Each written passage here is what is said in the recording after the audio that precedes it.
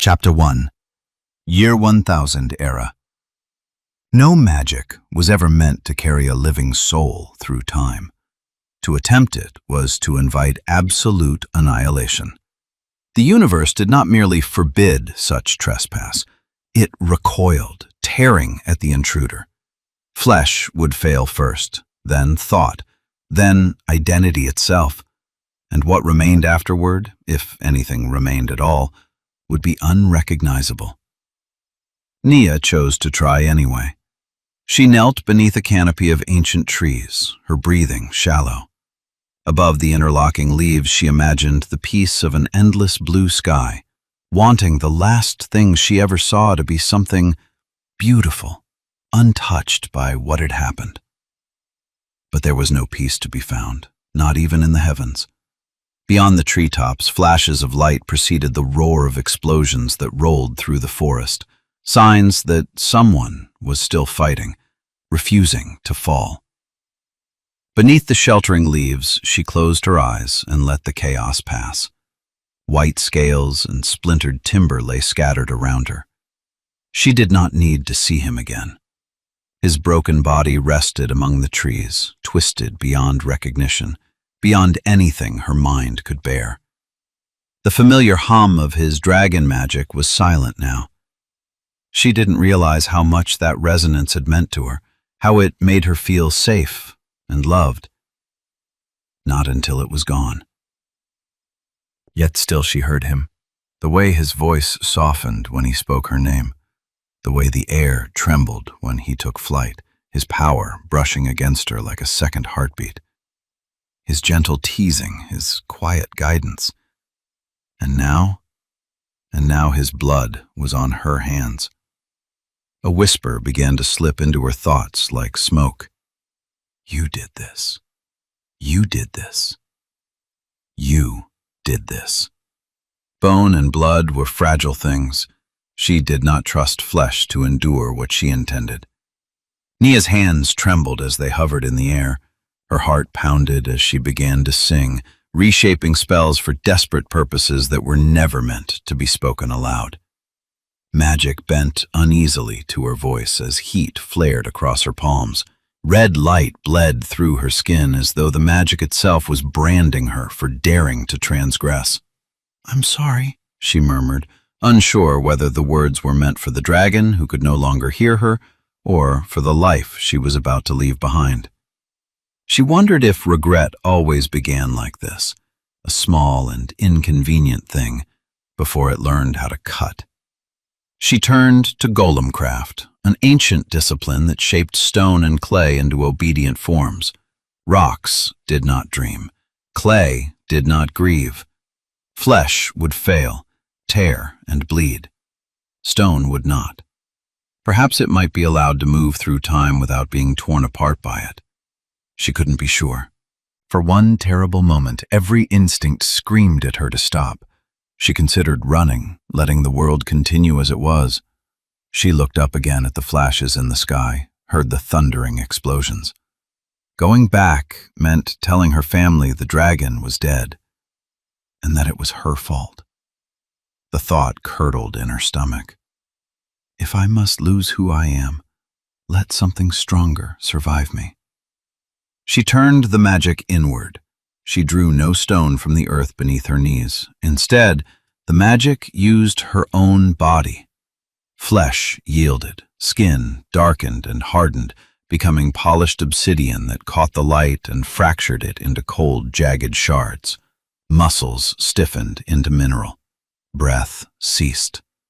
Her blue eyes darkened into black pools that no longer reflected the world around her, but swallowed it whole.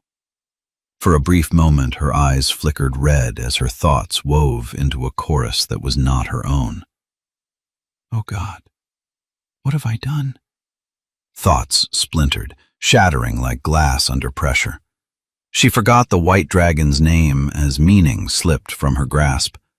The faces of her elven kind followed, fading away along with places she'd once known by heart, their edges softening until they no longer held. The person she had been was scattered into fragments too small and too sharp to ever fit together again. Then came the screams, quiet at first, but quickly swelling. She recognized her own voice among them as the one who was screaming the loudest. "Stop.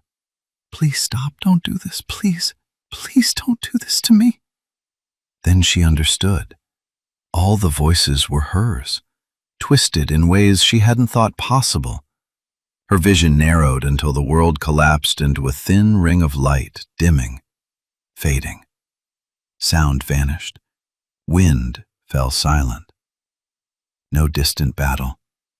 She hung suspended in a void where sensation could no longer reach her, where even the pain in her heart slipped away and left her empty. And in that hollow moment, hope loosened its grip. Then the thing that had been Nia rose. Black smoke and fire twisted around her, pulling her into the current of the spell she had cast. Crimson sparks skittered across her skin. Strength surged back into her limbs, driven by the desperation of a soul that refused to accept the shape of this ending. She looked up in time to see a brilliant white flash, far brighter than any explosion that had come before, brighter than the sun. She squinted and raised her hand to block the light that flooded the clearing, bleaching color from leaf and bark alike as the ground trembled beneath her feet, the force of the explosion scattering branches and loose stone. Then she vanished. The air buckled around her passage. Time did not open willingly. It strained against her, as though she was a mistake, an anomaly. But something followed the golem into the past. The legacy of a dead girl. Chapter 2. Year 100 Era.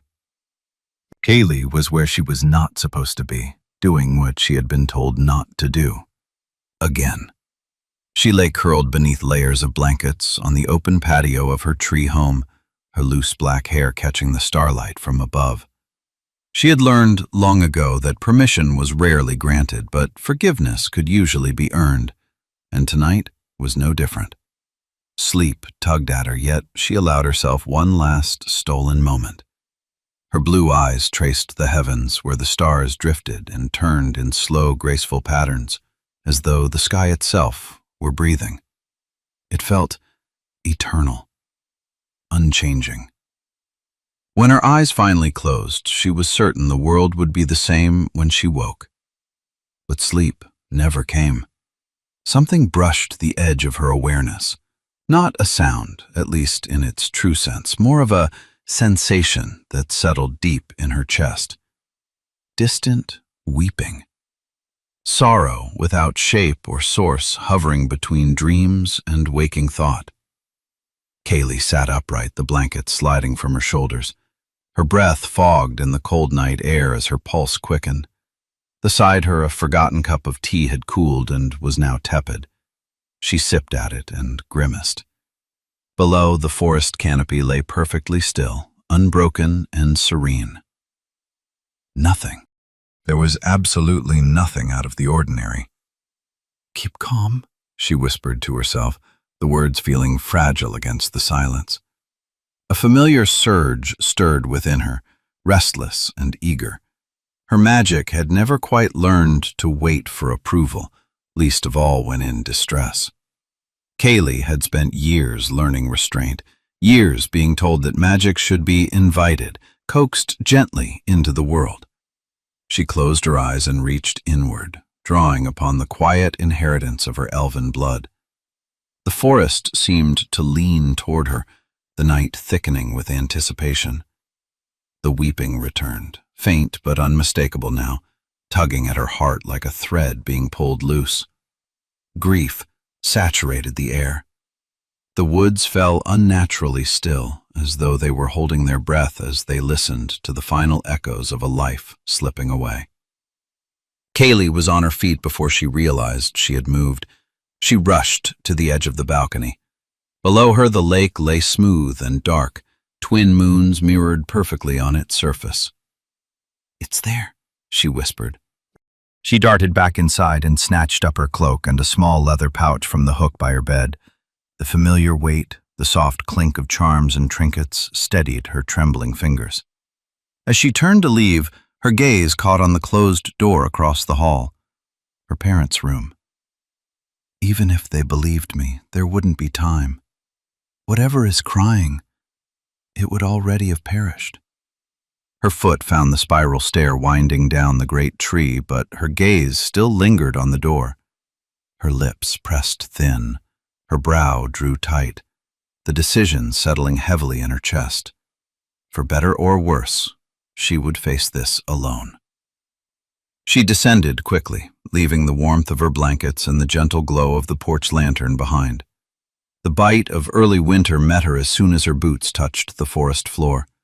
Wrapped only in the clothes she'd worn that day, she pulled her cloak tight and pressed onward. A family's land spread beneath the towering boughs, the fields and stables bathed in silver moonlight. The horses cast double shadows and shifted softly as she passed, as if they sensed the urgency that drove her forward. The moons lit her path well enough. Her keen elven sight needed little more. The air carried the scent of approaching winter, sharp and clean, layered with damp earth. When the smell of fresh water reached her, she knew she was close. The trees parted. The lake lay before her, a dark mirror rimmed with reeds, fog clinging low and curling in pale, spectral tendrils across the surface. Moonlight fractured the mist, turning it ghostly. Then she saw it. Something moved at the water's edge, a flicker of light where none should be. It glimmered weakly, once, twice, like a fallen star fighting not to sink into the dark water. Kaylee slowed and glanced back down the trail she had taken. The forest offered no encouragement, no guidance, just silence. The weeping had faded, sorrow scattered to the wind. I don't know what this is, and I'm alone. She drew in a slow breath. Whatever lay ahead was dying, and she needed to find out why. From her pouch, she drew a small silver sphere, its surface etched with curling gnomish script. At her whispered command, it bloomed with sudden light, its brilliance spilling across the shoreline. The glow wavered like living flame, restless and alive, casting long, shifting shadows through fern and sand. Taking careful steps, she moved closer to the water. The sphere's radiance rippled out across the lake, revealing more of the shoreline with each hesitant pace. Her earlier fear faded, replaced by something colder and heavier. The ache of another's sorrow clinging to her, pressing against her heart. The surface was rippling, but there was no wind. As she watched, the ripples stilled. Light danced across the surface for one final moment before it warped and refracted. The water beneath it hardened, blasting over as ice bloomed outward from the shore. A thin, flawless sheet spread across the surface, smooth as polished crystal, mirroring the star-strewn heavens above. And that was when she saw him. Half buried within a jagged fracture of ice lay a dragon. Young, white-scaled, trapped within a suffocating coffin of frost, wings folded tight against a body that was too small to sustain such pressure. The sorrowful cries she had felt rather than heard were gone, replaced by the brittle crack and groan of expanding ice as it crept over wing and muzzle like a living shroud. Kaylee felt it then, the wrongness of it. This cold was his, and it was killing him. Yet through the shimmering prison, his eyes found hers, piercing blue, bright with desperation. Kaylee's pulse quickened. She knelt and pressed the glowing sphere into the sand, anchoring its light upon the frozen lake.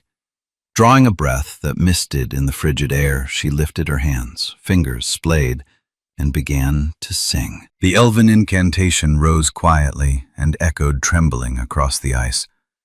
Each note shaped a thread of golden light in the air, weaving the spell before her eyes, demanding patience and time that she did not have. Orange and yellow sparks spiraled upward, gathering around her before expanding to cover the dragon. For a fleeting moment, the frost shimmered in response. Then her voice faltered. The melody broke, the fragile weave unraveling as the magic collapsed. Embers dimmed and scattered across the ice. She had rushed it, just like she always did. Her desperation to free him had shattered her focus, and the backlash tore the breath from her lungs. Her arms began to tremble. "Don't worry," she whispered hoarsely. I can do this." The words were meant for him, but she needed to believe them herself. Her knees buckled. She sank down where the frozen tide met the shore, forcing herself to prepare for another attempt. The instant her hands touched the ice, agony tore up her arms. "Ugh!" She cried out and recoiled, staring at her hands in disbelief. The magic within the ice fought her, wild and untempered. The dragon's eyes had closed. He was barely more than a pup. How could his power be so strong? "This is it," she whispered. "One last chance." She forced her breathing into a steady rhythm. "Steady. Keep calm." Staring at her trembling hands, she focused until warmth began to gather around her fingers. Gold light swirled slowly, deliberately, bending itself to her will. With a desperate cry, she slammed both palms flat against the ice. Pain exploded through her arms again, but she did not pull away. She poured everything she had into the spell, forcing heat into the bitter cold. Her song rose again, stronger, splitting into layered harmonies. Ethereal shapes swirled through melting ice like glowing autumn leaves. Heat rippled from her submerged hands. The orange glow deepened, bathing the shoreline in warmth. Pools formed at the dragon's feet as cracks spiderwebbed outward across the frozen surface. With a final, ringing phrase, the spell broke free. Heat surged through the air as the ice that encased the dragon shattered, splintering into steaming shards that fell away. Freed at last, the weakened creature thrashed, his claws scraping against the slick surface as he struggled from the water. With a huge effort, he dragged himself toward the shore and collapsed at the water's edge. Ice slid from gleaming scales as steam rose in curling plumes from his body. Kaylee held the spell a moment longer, her voice fraying as she poured the last of her strength into the warmth surrounding the dragon, refusing to surrender him to the cold. Her head spun as the world tipped sideways, light thinning into a pale, distant haze.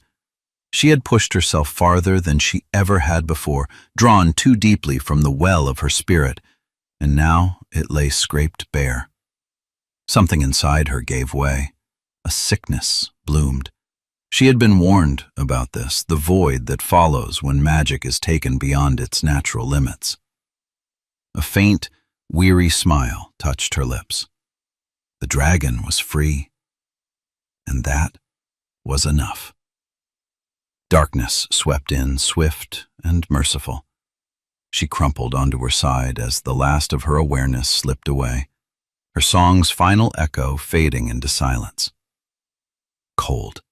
It pressed against her cheek, freezing the breath inside her throat as she dragged in a trembling breath. She stirred, her body heavy and unresponsive. For a long time she was unable to tell whether her eyes were open or closed. Only the faint shimmer of light filtering through her lashes told her that dawn, or perhaps moonlight, had returned. How long had she been lying here? Minutes? Hours? Broken fragments of memory surfaced. The song. The warmth.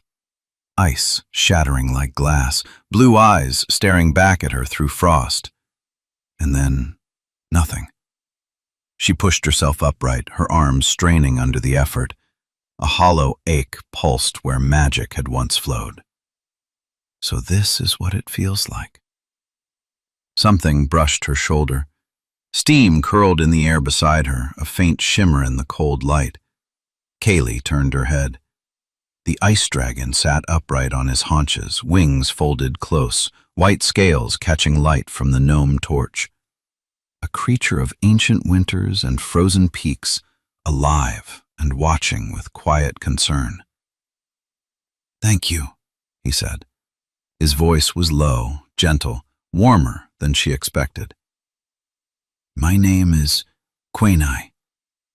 A faint mist escaped his nostrils as he spoke. Kaylee blinked, the world snapping into sharper focus. Every muscle ached, her hands burned.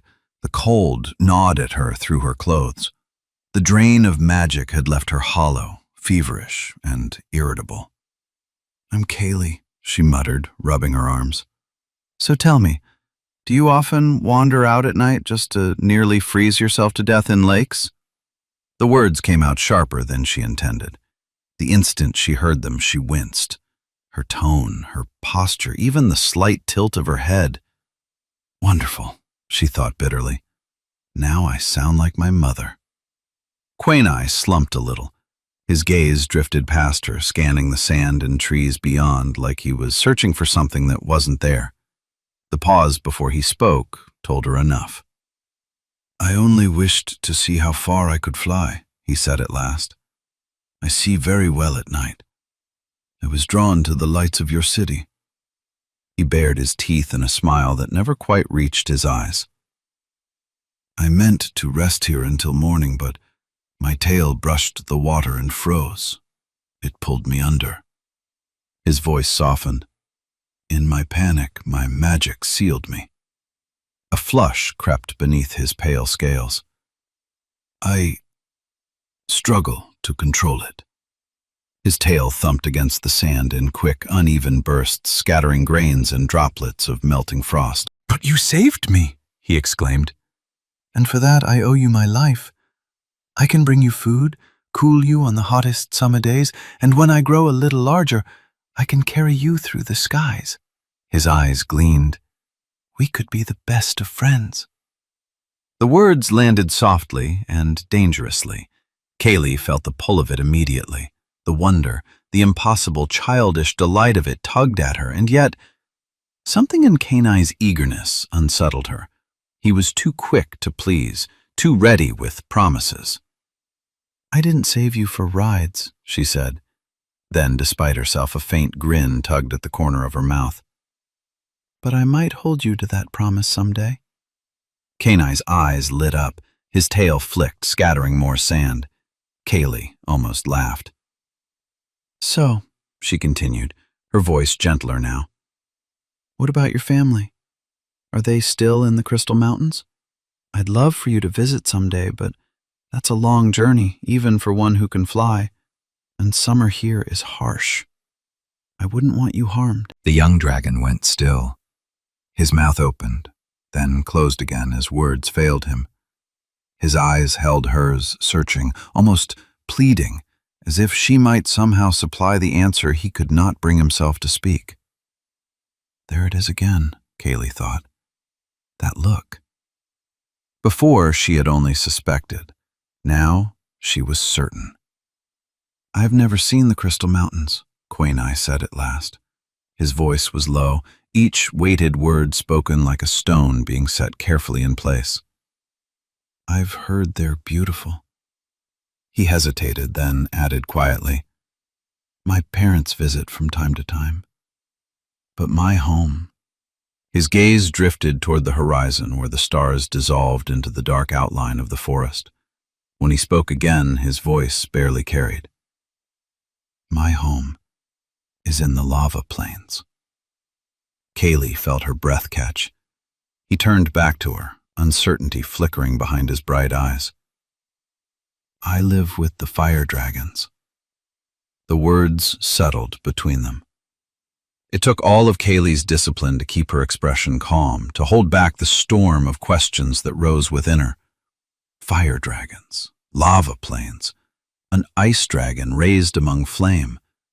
This was not the moment to pry. So instead she offered him a gentle smile, one born not of ignorance, but of patience. Her eyes shone with honest curiosity rather than judgment, an unspoken promise that she would wait. Quaini would tell her the rest in his own time. But as she watched him shift uneasily in the starlight, one truth lingered in her thoughts. The young ice dragon carried fire in his past, and whatever had shaped him there had almost cost him his life. So far from his home. Chapter 3. Lost in Time. It was happening again. For a while, Nia could remember why she had torn herself free of the present and cast herself adrift on the currents of time. But the distance never registered, nor did the place. Only the purpose endured, and even that was a fading thing. And when it too slipped away, she ended the spell. Soft words fell from her lips, quiet and careful, as if the magic itself might lash out if it were dismissed too abruptly. The storm around her faltered, and the towering spiral of black and red smoke slowed, shuddered, then began to unravel. It thinned in ragged strands, dissolving into nothing until the world beyond returned. Cloven revealed itself in gentle layers. Moss clung to scattered stones, ferns trembled in each passing breath of wind. Towering trees stretched upward, their leaves whispering secrets far above. The forest did not rush to greet her. It simply existed, as it had always done, calm and indifferent. Nia stood motionless, letting the quiet press against her fractured thoughts, as though the stillness alone might gather the scattered pieces of her mind. This place again. It usually returned whenever her spells ended. The land itself never changed, only the details shifted. Growth, decay, subtle differences in the age of things. She began to walk. The forest offered no guidance, just silence broken by the faint murmur of leaves. Did I move forward or back this time? Her thoughts drifted, uncertain, slipping through her grasp like water. It had to be back, didn't it? Yes, back. It was always harder to remember when she went back. The farther she went from the time where she belonged, the more her mind frayed, as if time itself not only resisted her presence but punished her. What was I looking for? The answer came slowly, surfacing through the haze. The white dragon. A flicker of urgency stirred within her chest. I have to keep him safe. But even as the thought formed, it began to unravel. What was his name? The question lingered, unanswered. She found a narrow stream and lowered herself beside it, the quiet water slipping past as time obeyed its proper course here, even if she did not. She lifted her hands and stared, black, reflective, and wrong. She turned them slowly, watching the way the dim light slid across their polished obsidian surface. There was weight to them, the density that had no place in flesh. She opened her fingers, then closed them again, testing the motion as though expecting it to fail. In the dark mirror of her palms, a face looked back at her, wide, uncertain eyes. Familiar, yet not. A girl stared up from beneath a layer of cold, volcanic glass. There was a name there, just beyond reach. She felt the shape of it, but it would not come. Who did this to me? The thought rose sharp and sudden, cutting through the haze. Who could be so cruel? What did I do to deserve this? Her chest tightened, though she no longer breathed the way she once had. Why am I alone? What am I? I'm lost again, she whispered, the words uneven, uncertain. The girl's memories. I need... The sentence broke apart before she could finish. Her eyes flickered. A faint red glow sparked to life within them, pulsing once, then again, stronger. Her gaze snapped upward, unfocused, as something forced its way into her mind. A world she had never seen. A sky consumed by another planet, vast and suffocating, filling the horizon as though it might fall and crush everything beneath it. Then came a soft whisper. You don't belong here. Leave me alone. Her body tensed. The voice became louder, not an echo or a memory. Get out of my head! The voice was her own, defensive and afraid, speaking back to her. She squeezed her eyes closed as if darkness might shut it out. It didn't. It just made the pressure grow. Another vision surged forward. She stood deep underground in an enormous cavern. The sky above wasn't real. It was blue plasma that stretched, rippling violently as shock waves rolled through it. Each pulse of light carried with it the distant thunder of something that was tearing the world apart. Grief slammed into her. She could feel the other's emotions, her thoughts wrapped around her own, bending them into shape. My home. She had never seen this place before, but she was looking through the eyes of another who had, feeling their hopelessness as if it was her own. They finally found us. Another failed dimension. I can't take this anymore. Nia jerked forward with a sharp gasp, her hands digging into the damp earth at the edge of the stream. Stop! She cried. Stop this! It's not my pain! How can this be so real? The vision fractured and collapsed. For a moment, there was only the quiet movement of water. Then the flood returned, faster now, harder. A frozen expanse stretching beneath a dead sky, a shattered black castle, its ruins still smoldering. Then she found herself in a room filled with small people made of metal and magic, each one with their own distinctive look and color. Hundreds of stars streaked past the windows around them. She felt her hand being taken, looked down and saw the blue one, her body and eyes glowing bright. I can hold you any time you want, she said. The vision collapsed, replaced by a sky full of clouds, a white shape flying among them. The dragon. The certainty of it cut through everything. Across whatever this was, this fracture, this connection of madness, others were searching too. But it wasn't just the dragon they sought. There were other threats, and Nia was becoming more aware of them in the same way she knew that the other world being destroyed was somehow, impossibly, also her home. She staggered back, shaking her head. No, that's not real. How can any of this be real? Find him. You have to find him. The voice was cold, certain. You were a fool to even try. Another voice replied, sharp and bitter. Then others began, layered and overlapping, angry voices, some screaming. It doesn't matter anymore! We failed! We've been betrayed! Too many voices. Stop! Please, stop! Her scream tore through the trees. And then, nothing. The pressure receded, held back as if by a thin and fragile barrier. Not gone, just waiting. Nia stood up, trembling at the water's edge, her reflection staring back at her from the surface of the stream. That girl made of black glass. Is it really me?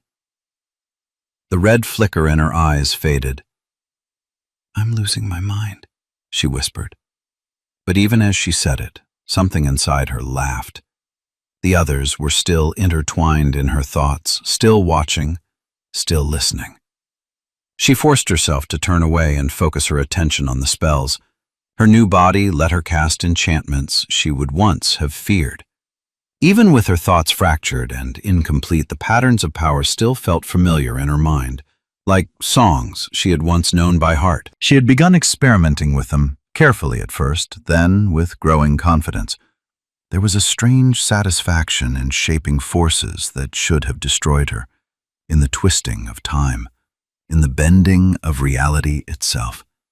She had even begun to find a kind of pleasure in casting new spells, a rare comfort for a fractured mind. She lifted her hands and began an incantation, but found it difficult to concentrate with her mind still filled with unwelcome images and emotions that forced their way into her. The air darkened. Red lightning crawled across the forming spiral as black smoke twisted upward into the familiar vortex.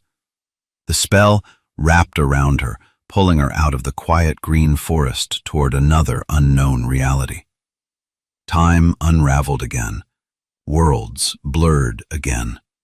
Then she ended the spell again. The tornado faded until the world beyond came into focus. The light felt different. Nia gasped. Gone was the green world of Cloven she was used to seeing when the spells ended. The sky above her was red and hazed, as if choked by ash. The trees bore no leaves. They looked metallic, like jagged spines clawing upward toward the sky. The vegetation was like nothing she had ever seen before. Grotesque clumps of red and black growths that she wasn't sure were plants at all. She didn't need air anymore, but she breathed out of habit. It tasted like iron and sulfur. Rancid. Poison. The atmosphere pressed against her, harsh, like rough bark scraping her skin. The ground was mottled with creeping black and green moss that spread over the exposed earth. I finally did it. I died during the spell this time. I'm in hell. She stood still, letting the thought settle, as if waiting for the world to confirm or deny it. She took a small step. Her eyes darted across the landscape as the cold spike of fear settled. Then certain things began to feel familiar. The distant mountains were in the right places, and the valleys followed the same lines. Streams still cut through the land, but instead of water, a thick silver liquid flowed, sluggish and reflective. Even the distant ridge where the great forest should have stood was still there, but the forest itself was gone. The ground beneath her feet felt wrong, not younger, not older. She hadn't traveled through time. This world felt misaligned. History had slipped sideways, taking her to a familiar place where something else had happened and the past had taken a different turn. Whatever followed wasn't the world she remembered. The pressure against her stone skin continued to burn, not enough to harm her, but enough to show her that this world was hostile to the green world she knew. Whatever lived here belonged completely, if only because nothing else could survive it. She stood trying to assemble her thoughts when movement flickered at the edge of her vision. She turned. Several shapes emerged from the forest. Demons? They crawled forward at first, using all 6 limbs, then rose onto their hind legs. Their upper arms, hands, fingers, grasped black staves from their backs, unlike anything she had ever seen before, and angled them toward her. Nia smiled. Are these my kin? Have I finally found where I belong? She found she didn't care what they were if the answer was yes. They didn't flee from her like the others in the green world always had. They advanced with confidence. So she stepped toward them, spreading her arms wide. They're welcoming me home. The staves flared red. A beam of light tore past her head and struck a tree behind her. The metal bark exploded outward, shredding itself into molten fragments. Nia froze. Then she ran. The red beams chased her through the trees, cutting into the forest, chewing through stone and growth alike. One struck her side. She looked down, expecting pain. There was none. Only light that faded as quickly as it had appeared. She ran until the land rose sharply and her path ended at the base of a jagged rock wall, high, sheer, and impossible to climb. She turned, pressing her back to the stone as the creatures closed in from every direction. The beams struck her again and again, her obsidian skin flaring briefly with each impact, then dimming. Why? Why are you trying to kill me? They did not answer. They did not stop. One of them drew a sword from its back, curved and massive, a nightmare thing with spikes. It brought the blade down toward her in a deadly arc. Nia raised her hand without thinking. The sword stopped. She stared at it, caught effortlessly in her grasp. Her fingers did not crack. Her arm did not break. She looked at her hand in disbelief. How? How am I this strong? Chapter 4. Approximate year 60, 30 years before Kaylee found Quenai. At the edge of the lava plains where the fire dragons made their home, Mount Warder rose like a scar against the sky. Its vast cliffs stretched east to west for miles, a jagged spine of stone riddled with tunnels and hollowed veins. These dark mouths were the silent remnants of ancient lava flows and long-forgotten rivers, passages carved by fire and time long before memory learned to keep an account. To Sarbo, the tunnels were irresistible. Young and endlessly curious, the fire dragon found himself drawn to those cavernous openings whenever he flew past them. His parents' warnings were many and stern: collapsing passages, poisonous gases, twisting mazes with no end and no mercy. They spoke of dragons who had entered and never returned. Naturally, Sarbo dreamed of treasure. He dreamed of hidden chambers filled with forgotten artifacts, of glowing relics left behind by eras far older than his own. In his mind, those tunnels were not graves. They were invitations, awaiting a brave explorer who was willing to answer their call. And one day, of course, curiosity proved stronger than caution. Sarbo spread his wings and soared on the heated updrafts toward the heart of the mountain, leaving the warnings behind with the lava plains far below. He chose an entrance set high along the ridge, close enough to the volcano's molten heart that warmth bled from the stone itself. Landing on a narrow ledge, he peered into the waiting dark, convinced that something extraordinary lay just beyond the light's reach. If I wait, he thought, I'll grow too large to fit in there at all. And that alone decided him. The cave welcomed him at first, its walls broad and gently sloping, but the deeper he went, the tighter the passage became. Stone pressed inward, forcing Sarbo to crouch, his wings folded close to his sides. Still, he pressed on, seeking secrets only the bold could discover. Calling up his dragon sight, his eyes flared with a soft red glow, piercing the gloom. Shadows retreated, revealing slick stone and narrow bends, but the farther he ventured, the more the cave constricted, until at last the passage narrowed to nothing. He stopped.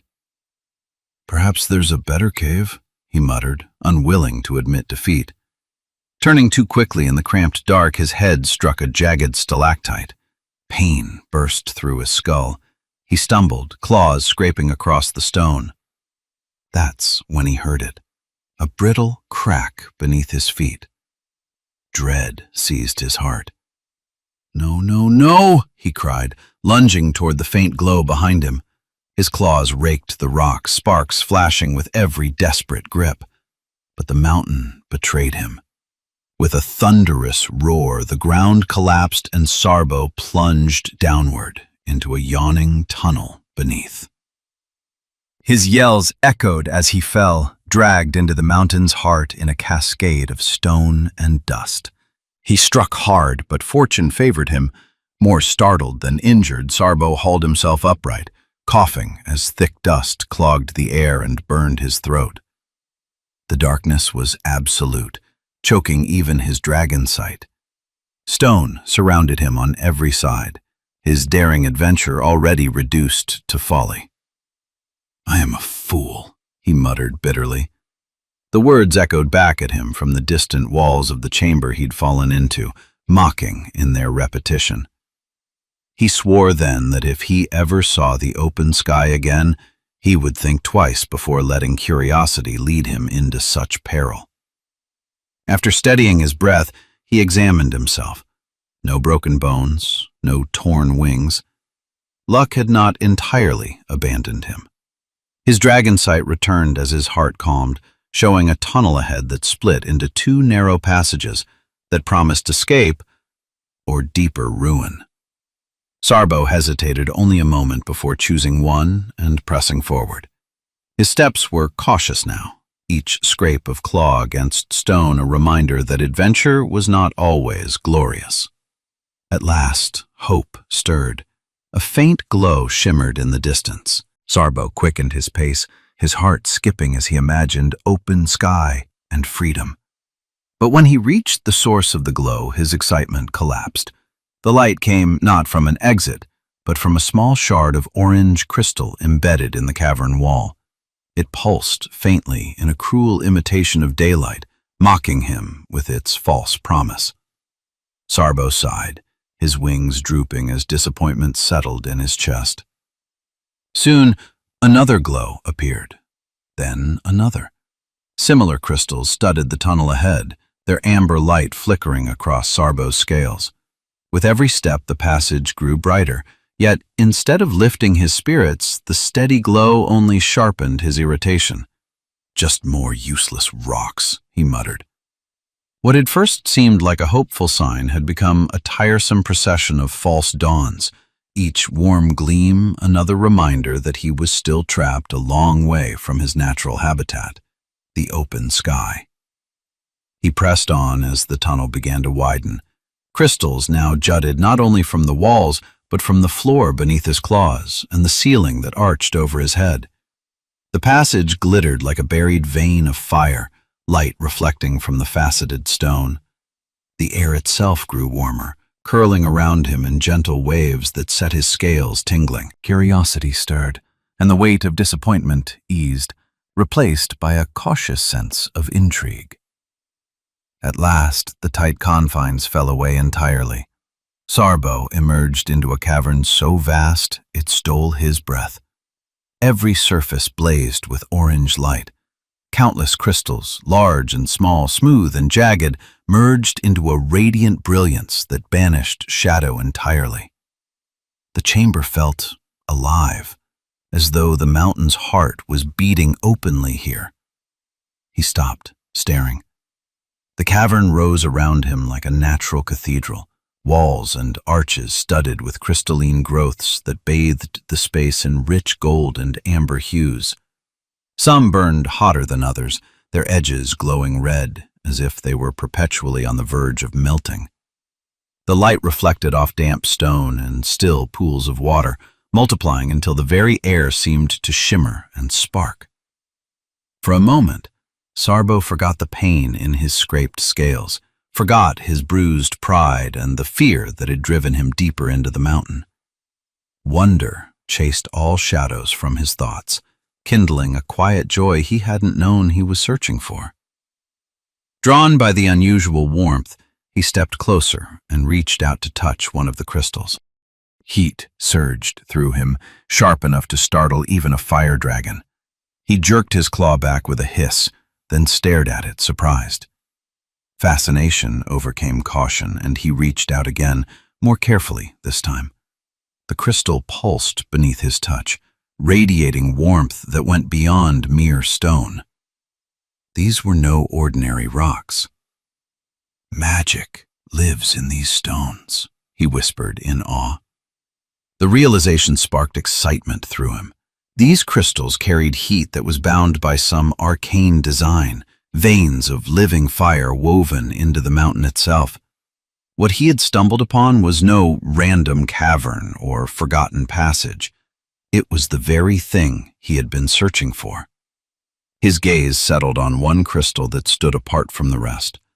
Longer than the others, it jutted from a narrow crevice like a spear of molten glass. Its base was thick and solid, tapering to a jagged point, while smaller branches sprouted from its crown like the limbs of a tree forged from stone. Sarbo's eyes widened. This was no common shard. It looked like treasure waiting to be claimed. Claws trembling with anticipation, he seized the crystal and pulled, feeling the heat from it.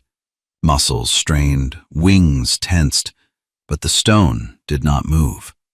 It held as though the mountain itself refused to surrender its prize.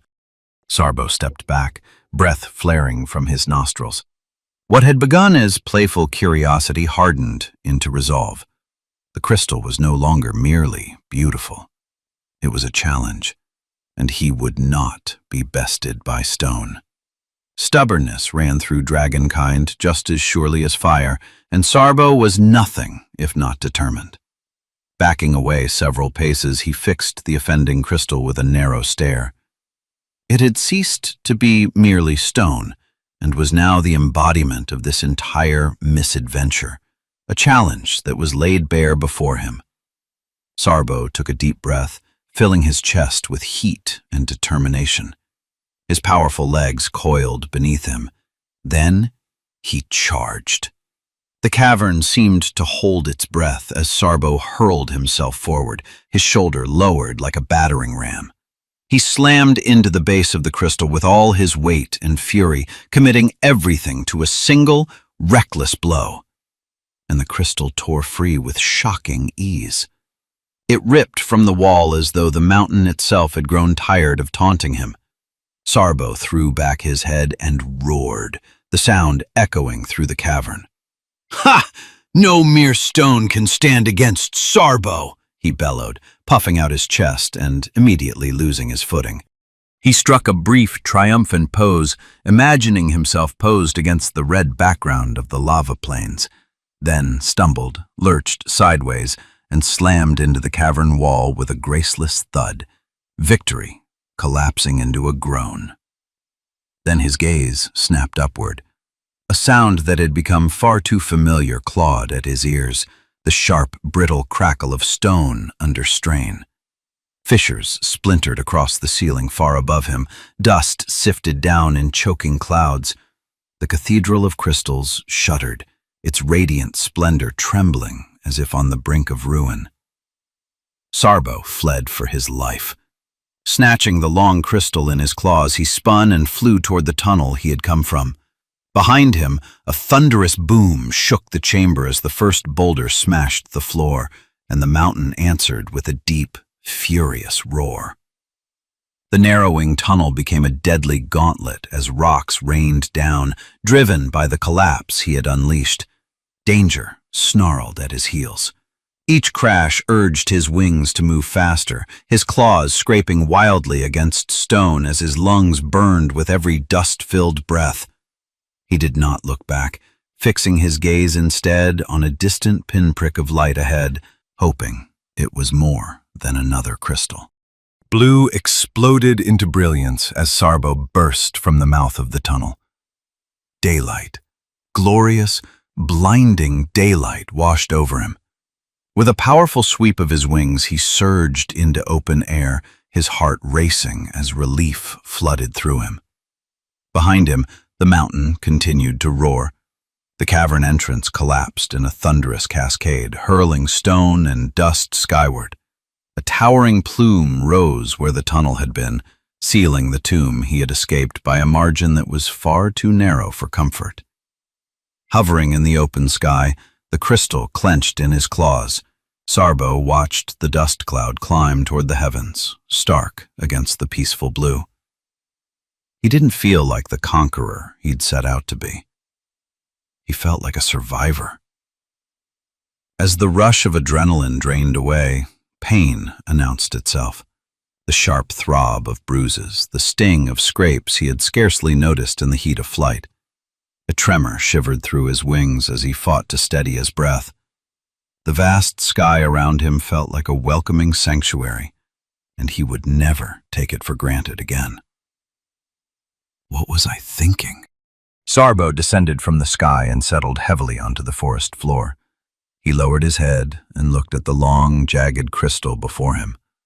It still glowed brightly, breathing out heat so intense the grass around it curled, browned, and withered. His bold curiosity had nearly buried him alive, and now the proof of that folly lay smoldering at his feet. For a brief moment, pride stirred in his chest. He imagined returning home with the crystal to the gasps of astonishment, the admiration that might follow. But the image fractured almost immediately, replaced by the sound of stern voices and long lectures about recklessness, danger, and irresponsibility. He knew them too well. Was this a treasure or a burden? Sarbo stared at the crystal, its heat pulsing steadily, and made his decision. He would bury it. Let the mountain keep its secrets, and let this one be his alone. He began to dig. Claws tore into the soft forest soil, sending earth and roots scattering as he worked. The task gave him time to think, and irony of the situation pressed in on him with every scrape of earth. "Mighty Sarbo, the cave explorer," he muttered, a crooked smile tugging at his muzzle, showing sharp teeth. When the hole was deep enough, he eased the crystal inside, its glow dimming as soil closed over it. He pushed the earth back into place, patting it down until the forest floor looked undisturbed, as though nothing extraordinary had ever happened there. Sarbo stepped back. His secret lay hidden beneath the trees, warm and dangerous, while the forest resumed its quiet watch, unaware of whether the young dragon had buried a mistake or a treasure. Chapter 5. Nia was still holding the blade. She hadn't realized it. Her fingers were wrapped around its curved edge, her stone knuckles locked in place, as if her body had decided that this was not her time to die. The metal beneath her grip warped. Its surface buckled and dulled where it pressed against her palm. She loosened her grip. The sword fell from her fingers and struck the ground with a hollow clang, bouncing once before coming to rest among the bodies. They lay scattered around her, twisted where they had fallen, some torn to shreds, others half buried beneath scorched earth and shattered stone. Their staves lay dark and silent, no longer glowing, no longer humming with energy. Whatever force had driven them had ended when the creatures themselves had, leaving Nia standing untouched at the center of it all. She looked down at herself again, searching for damage she must have missed. Cracks, fractures, anything. Her obsidian skin was smooth and whole, unmarked but for the faint afterglow where the beams had struck her moments before. No one remained alive except her. She should have been shaking. Where was the fear? She stayed silent for a while, anticipating delayed pain, the instinctive urge to flee. Neither came. Nia knelt beside the nearest body. Up close, the creature looked less monstrous. Its limbs were jointed with purpose. Its armor wasn't grown, it was worn, maintained. The staff at its side was not crude, but intricately crafted. "You deserved that," she said aloud, her voice flat in the dead air. "I thought we could be friends." She straightened slowly and stepped forward, deliberately placing herself in the open. From the edge of the forest, movement stirred once more. More of the creatures emerged, cautious now, their staves raised. She did not run. The first beam struck her chest.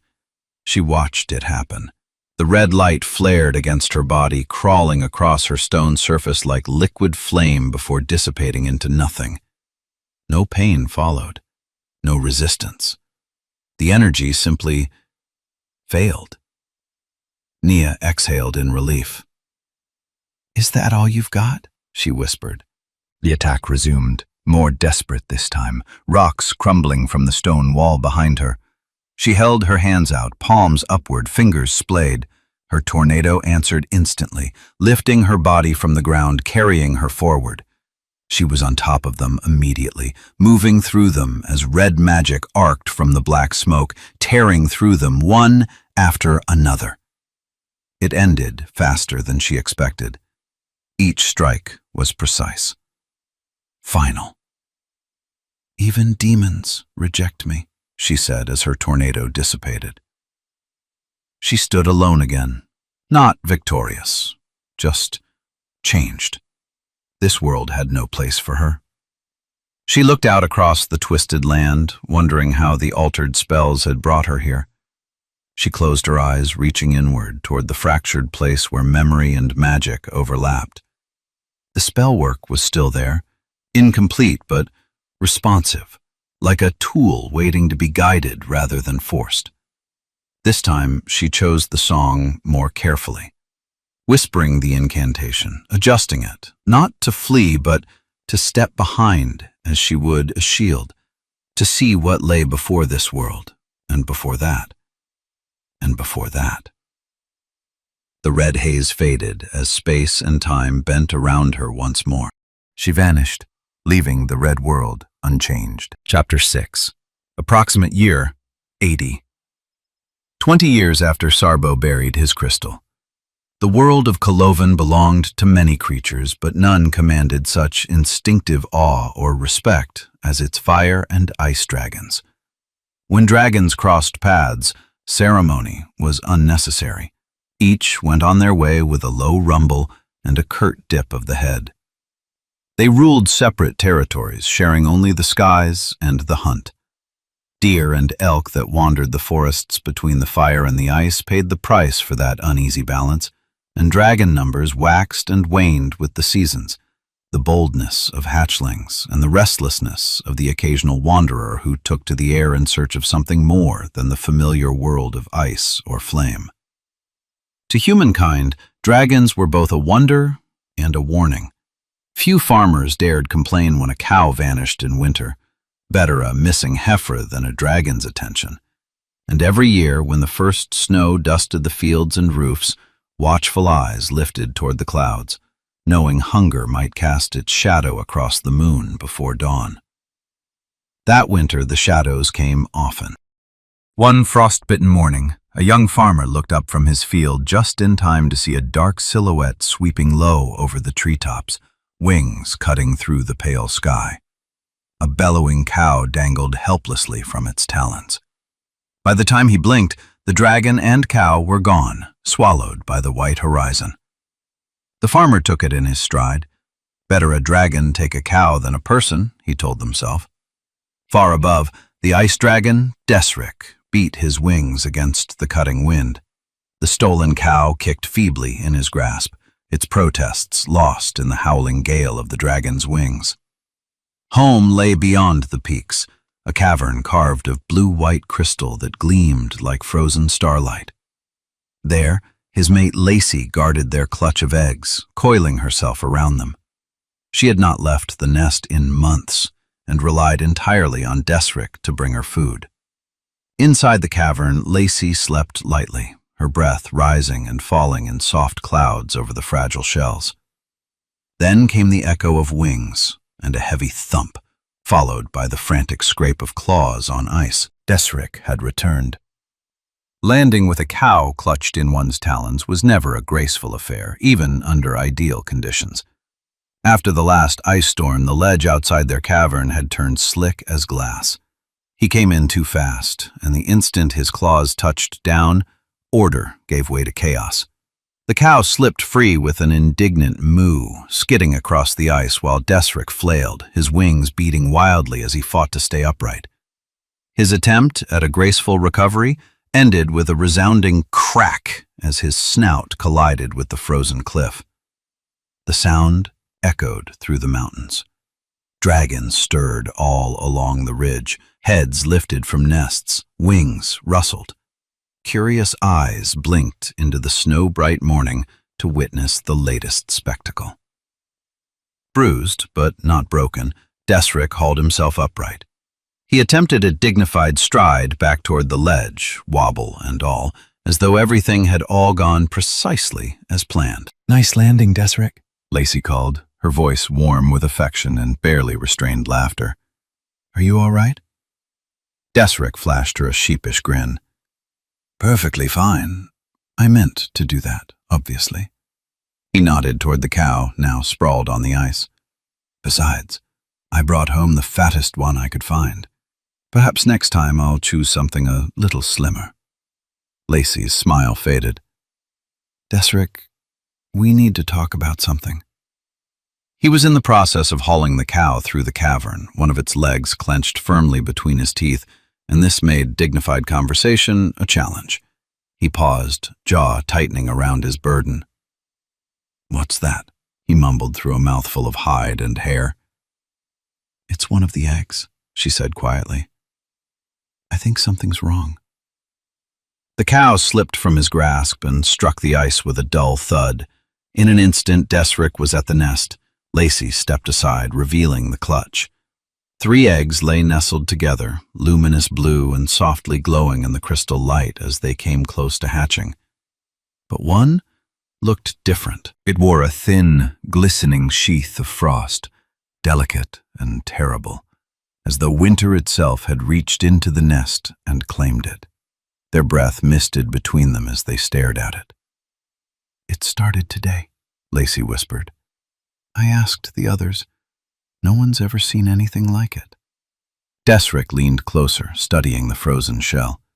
After a moment he straightened and attempted a calmness he did not quite feel.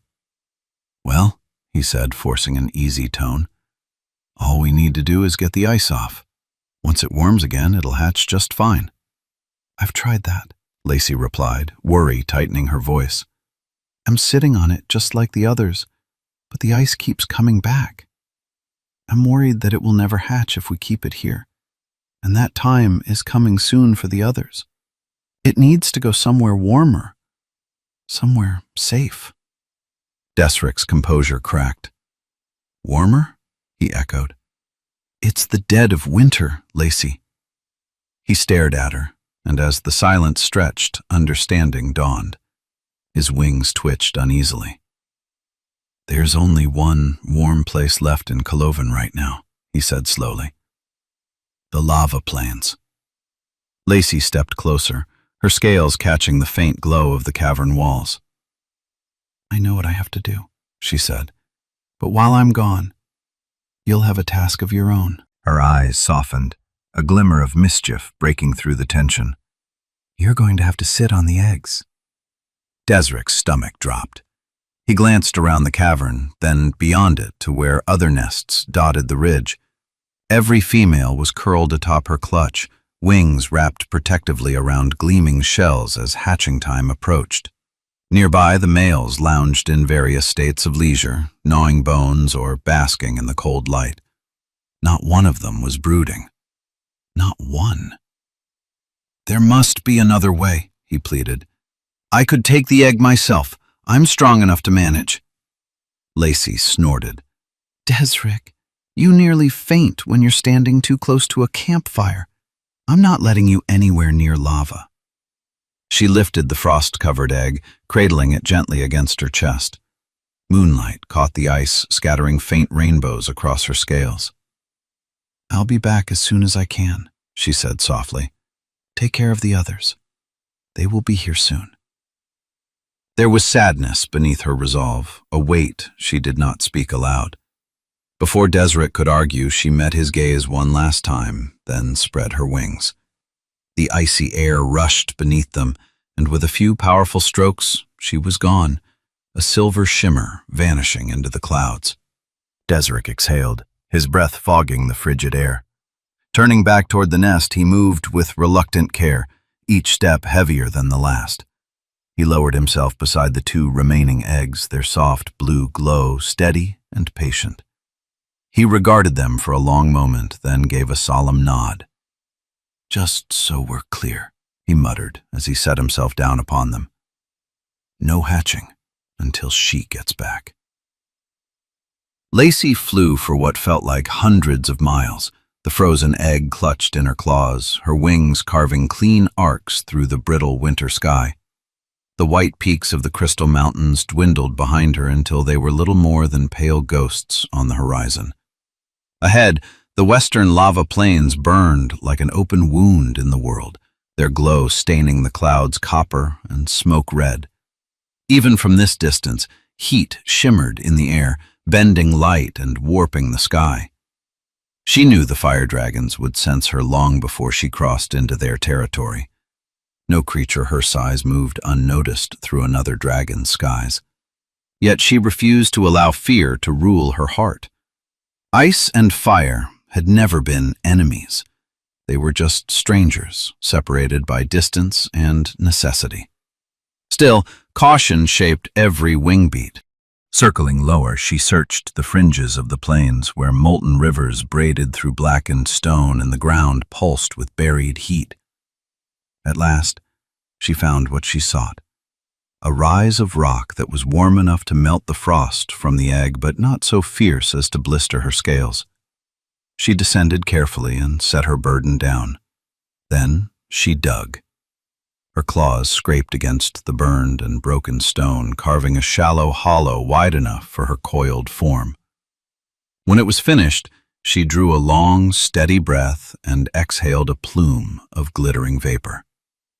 Cold mist spilled outward, pooling into the pit and wrapping around her body like a living veil.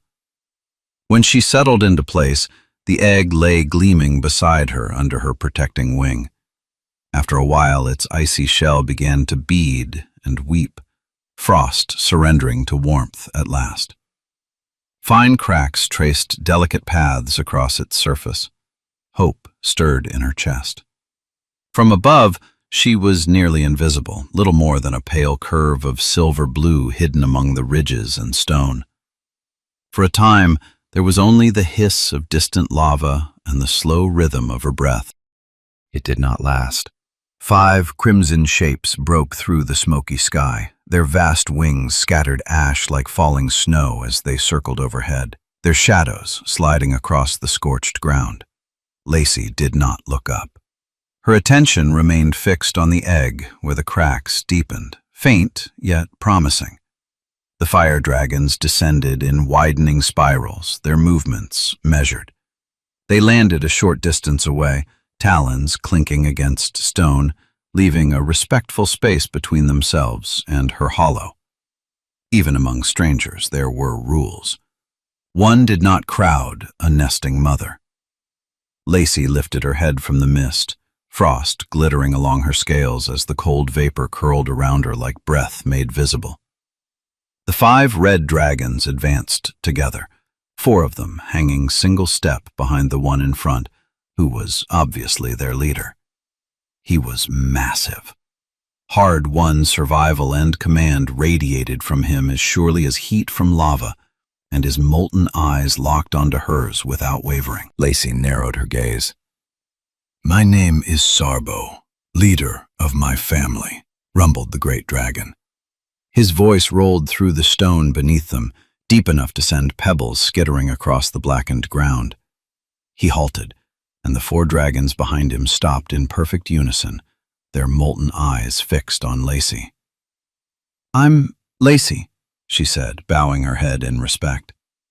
"Forgive my intrusion. My egg keeps sealing itself in ice. Bringing it here is my only hope." Sarbo's gaze drifted to the small blue egg at her side. He stepped closer, his wings folding tight against his back. For the first time, something other than suspicion entered his expression. Concern. "Lacey." His voice softened, thunder crumbling into gravel. "You don't look well." He was right. The heat was devouring her. Fine cracks traced her pale scales, flakes breaking loose as the searing heat leached away her strength. Her head sagged, despite her determination to protect her egg. Her breath was shallow and ragged, and the protective mist of frosty air she exhaled vanished the instant it left her lungs, carried away on the burning wind. Sarbo spoke more gently still. "I understand your plight, that you don't belong here. Return to the ice while you still can." She lowered her head to the stone, the world tilting beneath her. "My egg," she whispered. Another voice rose behind Sarbo, warm and steady. "I can watch your egg." One of the red dragons stepped forward, her scales glowing like living embers. "My name is Kara," she said softly. "And Sarbo is right. If you stay, your little one will lose you, and then he himself will perish." Her eyes were kind but unyielding. "I'm a mother myself. I will guard your egg as if it were my own." A dragon's promise. Dragons might steal cattle, but none broke a vow once spoken. She knew they were right. The heat was already hollowing her from within. To remain would mean death, and her child would be left without her. "Thank you, Kara. Thank you. All of you," she whispered. "I'll return to the Crystal Mountains and come again once he hatches. It will be soon." "It's a boy, then?" Kara asked, tilting her head. Lacey managed a faint smile. "Yes, I've felt it for some time. His name will be Quainai." The name lingered in the heated air like something fragile and precious. Lacey longed to stay, to watch her egg a moment longer, to assure herself that the cracks would deepen and the shell would finally give way. But the heat pressed harder against her strength, gnawing at what little she had left. With a desperate breath, she pushed herself upright and spread her wings. But the effort was too much. Her legs buckled and she collapsed back into the crevice in a graceless heap. Pain flared through her limbs and the world swam. She was weaker than she had realized. Sarbo moved at once, startlingly swift for his massive frame. The other fire dragons followed, concern flickering in their ember-bright eyes. He crouched beside her, his bulk shielding her from some of the heat. "Are you all right?" "I just lost my footing," Lacey said, forcing a faint smile. She drew a breath and spread her wings again, nothing driving her now but sheer willpower. This time she managed to lift from the stone, though only a few feet. Each beat of her wings was labored, her path wavering left, then right, anything but straight. Still, she forced herself onward, a pale silhouette skimming low over the scorched rocks, until at last she vanished into the heat-hazed sky. The 5 fire dragons remained where they stood, watching until she was gone. Even for creatures born of flame, there was something sobering in witnessing an ice dragon stagger from their realm, fleeing heat as they themselves fled cold. Sarbo was the first to move. He turned his attention to the egg. Frost had already begun creeping back across its surface, reclaiming what warmth had briefly stolen. "We have to take it deeper into the plains," he rumbled. He reached down carefully, claws poised. The instant he touched the shell, he recoiled with a startled roar as though bitten. The cold was like a living thing, painful as the touch of fire to an ice dragon. Sarbo's wings flailed wildly as he struggled to keep his balance in an undignified dance. He did not dare look at the others. The muffled snorts and poorly hidden laughter told him everything he needed to know. Growling under his breath, Sarbo stomped back to the hollow Lacey had carved, which was now reduced to a puddle of slush. He pressed his foot into it, coating his claws in cold, clinging muck, then trudged through a patch of gravel until the mud sealed itself beneath a crust of dirt and stone. He flexed his toes and grunted in approval. "Much better," he muttered, flashing a toothy grin. This time, when he reached for the egg, the frost's bite was dulled. He lifted it with care, and with a single powerful sweep of his wings, rose into the shimmering heat. The other dragons followed as he carried the fragile shell toward the nearest lava flow. Sarbo landed beside a molten pool and set the egg on a pile of broken and scorched stones, close enough for warmth to seep in, but not so close as to threaten it. By then, the sky rustled with the sound of wings as dozens of fire dragons descended, drawn by this strange and unprecedented sight. An ice-born egg, tended by flame. Once more the frost began to melt, but only a little on the side facing the lava. The sheltered side remained encased in ice, gleaming cold and defiant. "Why not drop it straight in?" one dragon muttered from the gathered crowd. Sarbo's tail lashed the ground. "Because then we'd be cooking it, not hatching it," he snapped. "And if it freezes the lava, how exactly do you suggest we get it back out?" "Why not just keep turning it?" another dragon said. "Because the hot section will become cold, and the cold section hot. It needs constant warmth," Kara replied. The murmurs fell quiet. Kara stepped forward, eyes narrowing as she studied the egg. "What we need is a wand," she said slowly. "Or a staff, something that can draw the magic of the ice away without harming the shell." The idea rippled through the gathered dragons. It was the best suggestion yet, but they all knew the problem it entailed. Enchanted weapons did not come from dragonkind. They came from the elves of the far southeast. To fetch one would take time. Time the fragile egg might not have. "I'll go," Kara said at once. "I promised I would help care for it." All eyes turned to Sarbo. For a long moment he did not speak. His gaze remained fixed on the frost-rimmed shell, watching the ice creep and recede as though undecided about its claim. His wings twitched, betraying a tension he did not voice. At last his jaw tightened, and he rumbled, low and reluctant, "That won't be necessary, Kara." The gathered dragons leaned closer. Sarbo shifted uneasily, as though the very act of speaking weighed heavily on him. "There's another way," he continued. "A crystal, not far from here. It's magical, generates its own heat." He hesitated, then added, "If I bring it here, it might draw the ice magic out like a staff would." The words had barely left his mouth before questions erupted like sparks from a flame. "What kind of crystal? It makes its own heat? Where did you find such a thing?"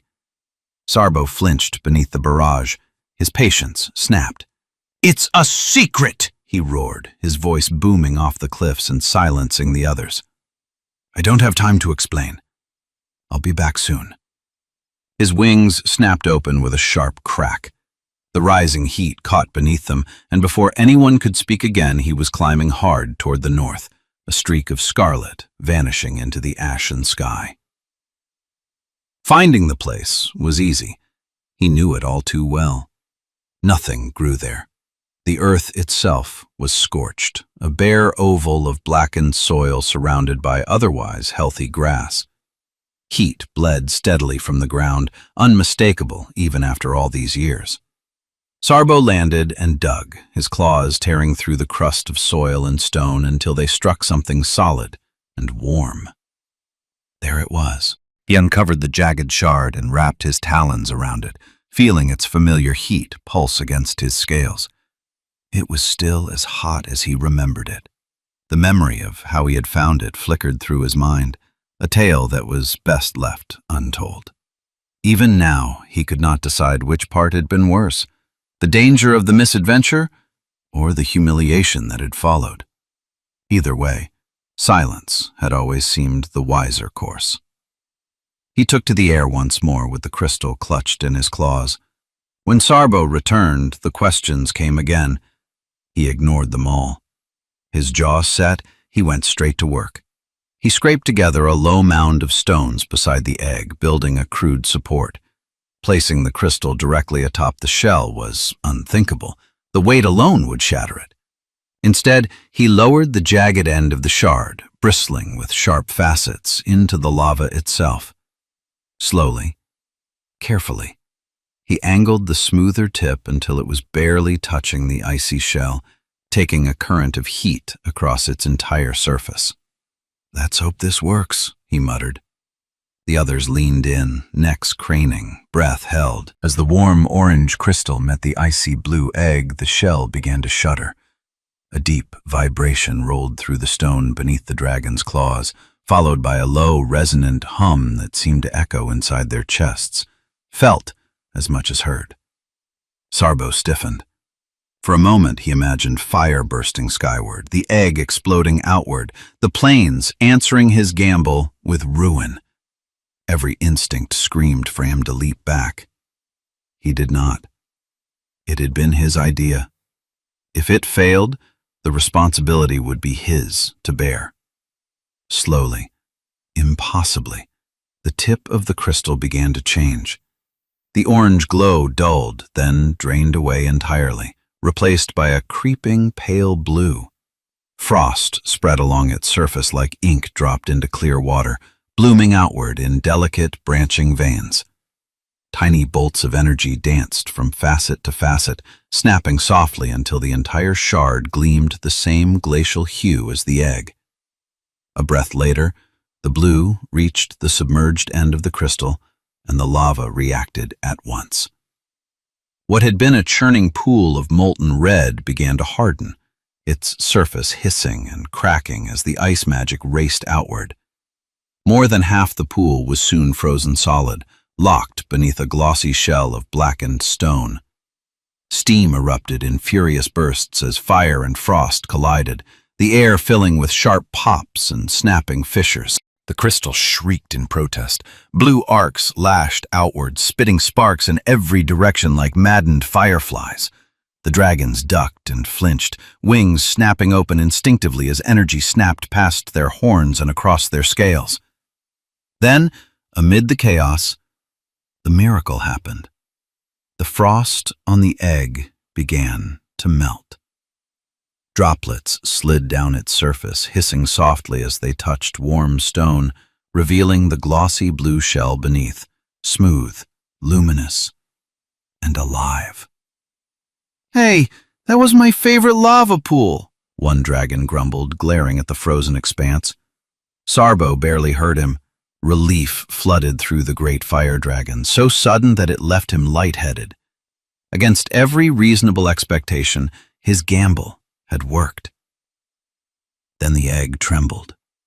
A faint vibration rippled through the stone as hairline fractures of light raced across the shell, each accompanied by a sharp, crystalline snap. The egg was beginning to hatch. Gasps rippled through the gathered dragons. The shell split apart, shards breaking free and scattering like glass across the scorched rock. From within emerged a snow-white hatchling, small and trembling, his scales shimmering like frost under moonlight. His wide blue eyes blinked in confusion as he looked up at the ring of towering fire dragons that surrounded him. The hatchling squeaked, a tiny, startled sound, and tilted his head from side to side, trying to make sense of the world he had entered. Sarbo lowered himself, his massive frame sinking until his snout hovered only a breath away from the little one. "Well, hello there," he rumbled softly, his voice gentler than anyone present had ever heard it. "Sarbo," said Lacey, "if his ice magic is already so strong, he may never be able to return to the Crystal Mountains. He might freeze solid." "I had considered that," replied Sarbo as a crooked grin tugged at his jaw. "So then, little one, how would you like a new family? And a new papa?" A low chorus of approving rumbles answered him, deep and warm, echoing across the plains. Sarbo's world had suddenly narrowed to the fragile creature before him. For a fleeting moment, his thoughts drifted to the crystal he had once buried in shame and secrecy. That reckless relic had defined his youth, bright, dangerous, nearly his undoing. He almost laughed at the thought. Now another treasure blinked up at him, pure and defenseless and impossibly small. And Sarbo realized that the adventure had not ended. It had simply changed its shape. Quainai grew quickly, as dragonlings do. Seasons slipped past, and before long he was tumbling through the ash and stone alongside the fire dragon hatchlings, his pale scales drifting snowflakes among the embers. He chased, wrestled, learned the rough and tumble games of flame and claw, and for a while he believed himself one of them. But time is unkind to illusions. As he grew, the differences became ever more apparent. Each week, Sarbo led him to the far edge of the fire plains, where 2 ice dragons waited, sheltered from the heat. At first, the visits confused him. Why leave the warmth? Why the quiet, watchful gazes? Then slowly the truth settled in. He was different. His ice magic was wild, untamed, answering emotion more readily than intent. More than once, he plunged into a lava pool alongside the others, laughing as they did, only to watch the molten stone freeze solid beneath him. The air filled with hisses of steam and anger as his playmates leapt back, their wings snapping in frustration. The younger dragons mocked him without restraint, as children do. Quainai's temper, sharp and brittle, burned as cold as his breath. After one particularly vicious fight, something in him broke loose. Rage overcame rational thought. He climbed high above the plains and unleashed his frosty breath in long, furious arcs. Pool after pool hardened beneath his wings, rivers of molten fire locked into blackened crust. The living heart of the fire plains grew still beneath his fury, stolen, for a time, by ice. The silence that followed was worse than any rebuke. Sarbo loved him. Of that there was never any doubt. He claimed him openly as a son, spoke the word without hesitation or shame. Yet even that love could not quiet the ache growing in Kenai's chest. He belonged to neither world. Too cold for fire, too hot for ice. His periodic visits to the two ice dragons that he knew were his real parents taught him that lesson. Neither realm held the promise he truly longed for, and the isolation pressed heavier with each passing day. Rejection seeped into him like frost into stone, like fire into ice. One evening, without planning or farewell, he beat his wings harder than ever before. He did not know what he sought, only that something beyond the fire plains was calling. Hills rolled beneath him, green forests whispered past, strange and beautiful in their quiet mystery. With every mile, the knot in his chest loosened a little more, but sadness was soon replaced by isolation. As darkness fell, he knew he would not return. He would find another place to rest, somewhere that might feel different, if only for a night. Darkness did not hinder him. His eyes glowed a soft, icy blue, casting the world in crystalline clarity. Then he saw it. A still lake lay ahead, its surface mirroring the fading sky and the moons above, twilight stretching thin across the water. He dipped his wings and skimmed low, planning to rise just before the trees lining the far shore. But his flying was still uncertain. As he climbed, his tail brushed the lake's surface. Instantly, the water froze. The sudden drag wrenched him off balance. In the next breath, the sky vanished, and Kenai tumbled helplessly into the chilling waters of the dark lake below, where the cold swallowed him whole. It rushed into his lungs, his limbs, his thoughts, and panic exploded in his chest. He thrashed wildly, his claws scraping the bottom of the shallow shoreline as the dark water dragged at him. The shore was so close he could almost touch it, almost feel the solid ground beneath his talons, but every frantic movement betrayed him. Fear seized his magic, and the lake answered. Ice surged outward from his body with terrifying speed, racing across the water in jagged veins. The harder he fought, the faster it seemed to spread, climbing his limbs, locking his wings, sealing him in place with chains forged by his own power. He had tried for so long to master this gift, tried to temper it, to cage it, to make it obey after the laughter and taunts of the fireborn.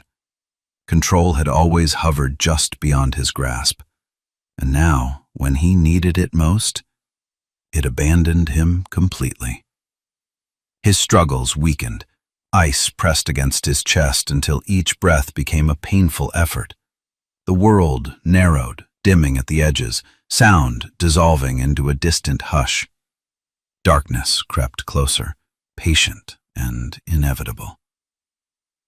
Then, a light.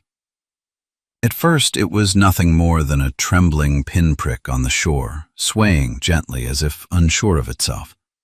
It grew brighter, blossoming into brilliance until his failing vision made out a figure standing at the water's edge.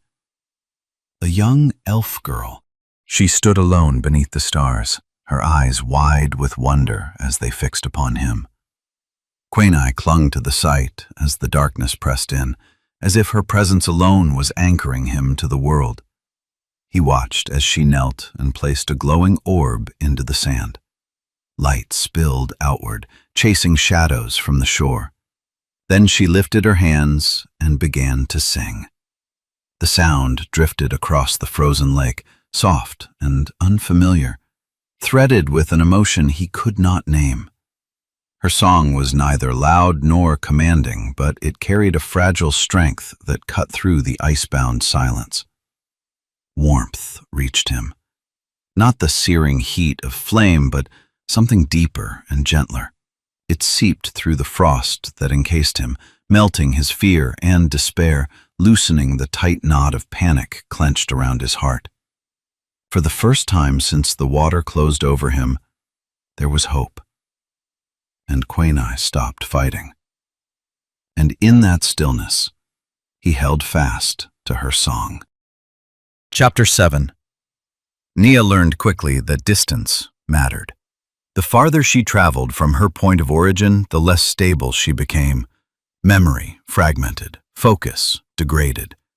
The spell work itself began to resist refinement, as if it was correcting for distance. She did not belong this far back, but she refused to stop. She slowed herself instead, counted the breaths she no longer needed, let the fractured pieces of her mind align just long enough to act. The red world folded away, and she emerged beneath a blue sky. Trees stood where they should have stood. Rivers moved the way they always did. The air carried moisture and life, not corrosion and corruption. She breathed it in out of habit and felt nothing resist her. This Cloven matched her memory. She closed her eyes and whispered the spell again. The green world slipped. Red returned. The sky burned brighter here. The land more aggressively changed. Half-buried structures lay smothered beneath demented growth. She came upon a small cottage and stopped. It stood alone at the edge of a clearing, its roof half-collapsed, one wall reduced to rubble. She gazed at it curiously, the way she had begun to look at everything that didn't belong. Her mind was broken, she knew that. But there was something here worth understanding. So she waited. She'd stand there all day if she had to. Bones lay scattered around the structure, large and small, half buried in ash and red growth.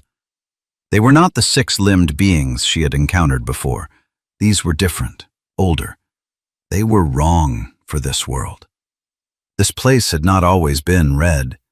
Once it had been green. Instead of retreating to a living world, Nia stayed. She needed to understand what had happened here, what had destroyed the green and left only red in its place. Her thoughts drifted, as they always did, back to the white dragon. She could not push the image of him away. Even he could not survive here, and that alone told her that she needed answers. She tried to remember his name. When she couldn't, she tried to remember how it had felt to hold him. Closing her eyes, she raised her arms and imagined him standing before her. She imagined herself as an elf again, with living flesh and a heart untouched by madness. When she opened her eyes, he was there. A lush green forest surrounded her. Quaini had lowered his great head close to hers, concern etched into his face. Nia gasped. "Quaini, is it really you?" "Nia, my dear elf, why are you so troubled?" "I'm scared. I don't know what's real anymore." Her voice broke. "And I'm alone. I'm so alone." She threw her arms around him, holding him just the way she remembered. Her thoughts were splintering. Her mind was fracturing beneath the weight of all that she'd seen, but she clung to him desperately. If he was real, perhaps he could help her. Perhaps she could still escape this madness. A moment later, the forest was gone, and Nia found herself standing in a room that looked hauntingly familiar. Outside its window was an underground city beneath a sky of blue plasma. Pain seized her heart. This world felt like home, but the grief she felt did not belong entirely to her. It came from somewhere deeper, from this dimension's Nia. She had seen this city before in a vision, but its ceiling had been crumbling and the world had been coming to an end. A female gnome stood at a small wooden table near Nia's feet. She wore a white robe, and her white hair framed a pair of green eyes that stared up at Nia with concern. "Are you all right, Nia? Why are you dressed like that?" the gnome asked. Nia glanced down at herself before looking around the room in confusion. She had brought the elven illusion with her, the same form she had worn when she'd been standing with Quaini only moments before. Somehow, impossibly, she had taken control of another Nia in a neighboring dimension. She could feel the displaced Nia's panic, and she could feel her anger building beneath it. Still, Nia refused to surrender control. She needed answers. "You said you didn't like pretending to be something you're not," the gnome continued, watching her uneasily. Nia spoke the first words that came to her, the same words she had heard when last she saw this underground city. "Another failed dimension." She was not prepared for the gnome's reaction. The woman recoiled, her face twisting in horror. Then she began to shout. "What? What did you say?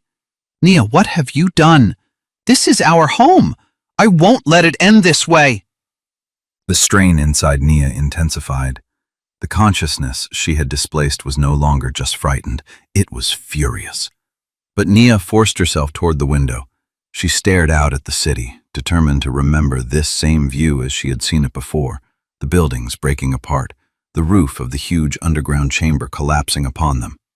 "You don't belong here! Leave me alone! Get out of my head!" The voice screamed inside her now, fighting to reclaim its body. Then the pain came. With it came the words, just as Nia had felt and heard them before. "My home. My home.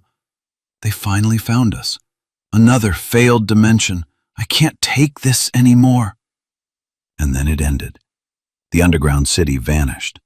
For one fleeting instant, Nia found herself standing before Quainai again. Then her elven form dissolved, the dragon disappeared, and the red world closed around her. The voice returned. At first it was calm, then its anger began to grow. "I tried to tell you. They always blame us when we can't change their fates. Stay in your own dimension." Its final words tore through her mind. "Get out of my head!" She raised her hands and summoned the storm once more. Black and red magic spiraled around her, slow and controlled. She watched its motion carefully, mindful of its intricacies, adjusting the spell with restraint. She couldn't jump too far. She had learned that much. Distance invited confusion. Too much, and she would lose herself again. When the magic thinned and fell away, the red world remained. But it was changed. The roof of the cottage had not yet caved in. The wall still stood, cracked but whole. The bones' edges were sharper, less worn by time. Nia felt a quiet certainty settle in her chest. She was close. She was about to stir the magic again, to make another careful step backward, when a shadow slid across the clearing. She looked up. The light dimmed, not from passing clouds, but as something vast moved overhead. Nia's eyes widened, her mouth opened. A black diamond hung in the sky. It was enormous, larger than any structure she had ever seen. Its edges impossibly sharp, its surface swallowing the light around it. Red rings burned and pulsed within each triangular face, as if it were a living thing drawing breath. Suddenly, a red beam of light shot down, engulfing nearby trees. They withered in response. Leaves blackened and curled, dying where they stood, green giving way to ash. Nia felt panic rise. The world was being torn before her very eyes by this demon craft. "How?" she whispered. "What kind of magic holds something like this aloft?" The shadow crossed over her, blotting out the sky entirely. Instinct took over. She summoned the storm and let it lift her, rising above the treetops just high enough to see over them. There were more shapes. Black diamonds moved across the horizon, slow and deliberately spaced. They did not wander. They advanced with red beams of light burning the earth below them. Nia lowered herself back to the ground, her thoughts racing. They belonged to the demons, the ones who tried to kill me. She was close now, close enough to see the machinery of it, to witness the hands that had shaped the red world into permanence. Nia steadied herself and reached for the spell again, tightening the incantation, easing herself backward with care, not to flee, but to find the moment before the green world began to die. Her storm rose and collapsed once more. When it cleared, she grinned. At last, green surrounded her. Grass bent beneath the breeze. Flowers bloomed along the edge of the clearing. Trees rose whole and alive, their leaves catching the light, and the cottage stood intact, smoke curling from its chimney. She turned slowly, absorbing the impossible beauty of it. Then she saw him. A small boy stood near a stone well at the edge of the clearing, staring at her with his mouth open in shock. She had meant to step into the past. She had not meant to be seen. Chapter 8. Quainai, grown now to his full stature, sprawled across the dark, heat-soaked rocks at the edge of a lake, at the very spot where his life had once nearly ended. The lazy, golden weight of summer sunlight poured over him, warming his scales as the water lapped gently against the shore. The lake shimmered with slow ripples, mirroring the vast blue sky and the green shoulders of the mountains beyond. His thoughts drifted without urgency, light as the clouds gliding overhead.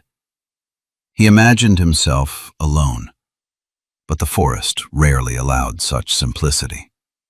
Unseen, or so she believed, another presence moved through the trees. An elf hunter slipped from shadow to shadow with practiced ease, her black hair brushing her jaw, blue eyes sharp as tempered steel. Her steps were silent, her breath measured, her focus absolute. She crouched behind a moss-covered stump sprouting clusters of pale mushrooms and peered out at her quarry. The dragon lay still. An inexperienced observer would have said it was asleep. Perfect. A satisfied curve touched the girl's lips. This time, she told herself, she would not fail to catch him. Carefully, she began to weave her illusions. Her form shimmered and shrank, bones morphing as fur rippled across her skin. In the blink of an eye, a fox slipped from the brush, its body low and fluid, its paws whispering over earth and fallen petals. She shifted again when the foliage thickened near the shore, shrinking further until she became a mouse. Progress slowed to a crawl as each blade of grass became a towering obstacle, but her determination burned brighter than ever. Today, she thought, will be the day. At last, she broke free of the tall grass near the shore's edge, whiskers twitching, heart beating with anticipation. She gathered herself, ready to spring, and froze. Quainai was no longer reclining. The dragon sat upright, his sapphire eyes fixed directly on her, gleaming with unmistakable amusement. "Oh?" he rumbled, his voice rolling smoothly across the water, a teasing lilt beneath its depth. A grin tugged at his jaw. "A snack? Just what I could use this very moment." Startled, Kaylee let the illusion shatter. Hundreds of glowing cherry blossoms erupted into the air, spiraling upward in a luminous storm as her true form reassembled itself within it. She stepped into the open, brushing leaves and moss from her clothes, her hunter's tension melting into curiosity. "How long have you known I was there?" she asked, arching a brow. Quainai's grin widened. "Ever since you left the university." Her expression faltered, surprise flickering through her blue eyes. "That was in the center of town," she said. Disbelief edged her voice, and she tilted her head, studying him. "That sounds almost impossible." His grin sharpened, fond and knowing. "Do you forget who used to wait outside your lectures, sprawled in the courtyard like a stray hound? I always knew where to find you." Kaylee laughed softly, brushing her fingers along her sleeve. "Yes, well, you did cause quite the stir. It's hard to concentrate on exams when a dragon decides to take an afternoon nap outside your classroom." The lake rippled quietly beside them, the place of near tragedy now transformed into something gentler, an unspoken reminder of how far they had both come. Though the elfin community admired the unlikely bond between girl and dragon, it soon became clear that Quain-Eye's growing presence stirred more unease than wonder. Horses shied at his shadow, merchants grumbled about broken cobblestones and rattled nerves, and the once bustling town found itself ill-suited to a dragon who could no longer fold himself politely out of sight. Admiration gave way to concern, and concern, inevitably, to polite insistence. In the end, Kaylee and Quain-Eye reached a quiet compromise. "I didn't mind at all," Kaylee said, folding her arms as she regarded him with narrowed eyes. "But if I didn't know any better, I'd swear you enjoyed frightening the horses. That alone might explain why they finally banished you." Quain-Eye lifted his head in exaggerated offense, his sapphire eyes widening. "Relocated, my dear elf," he corrected solemnly. "There is a difference. And if we're being honest, it was the townsfolk who were being selfish, robbing me of a little harmless amusement." In recent years, Quain-Eye had grown large enough to carry her with ease. He would sweep her into the sky in dizzying arcs, the world dropping away beneath them as wind tore laughter from her lungs and sent her hair streaming behind her like a banner. Among her peers, it became a tale half envied, half disbelieved, a living legend that one of their own rode the skies on the back of a dragon as easily as another might ride a horse. Kaylee rested her hands against the smooth curve of Quain-Eye's scales, hugging him gently, her smile softened by memory. "I agree, but it's just as well we meet here. More room for takeoff," she giggled. "It still amazes me that you offered to take me flying. You've carried me farther than I ever dreamed I could go."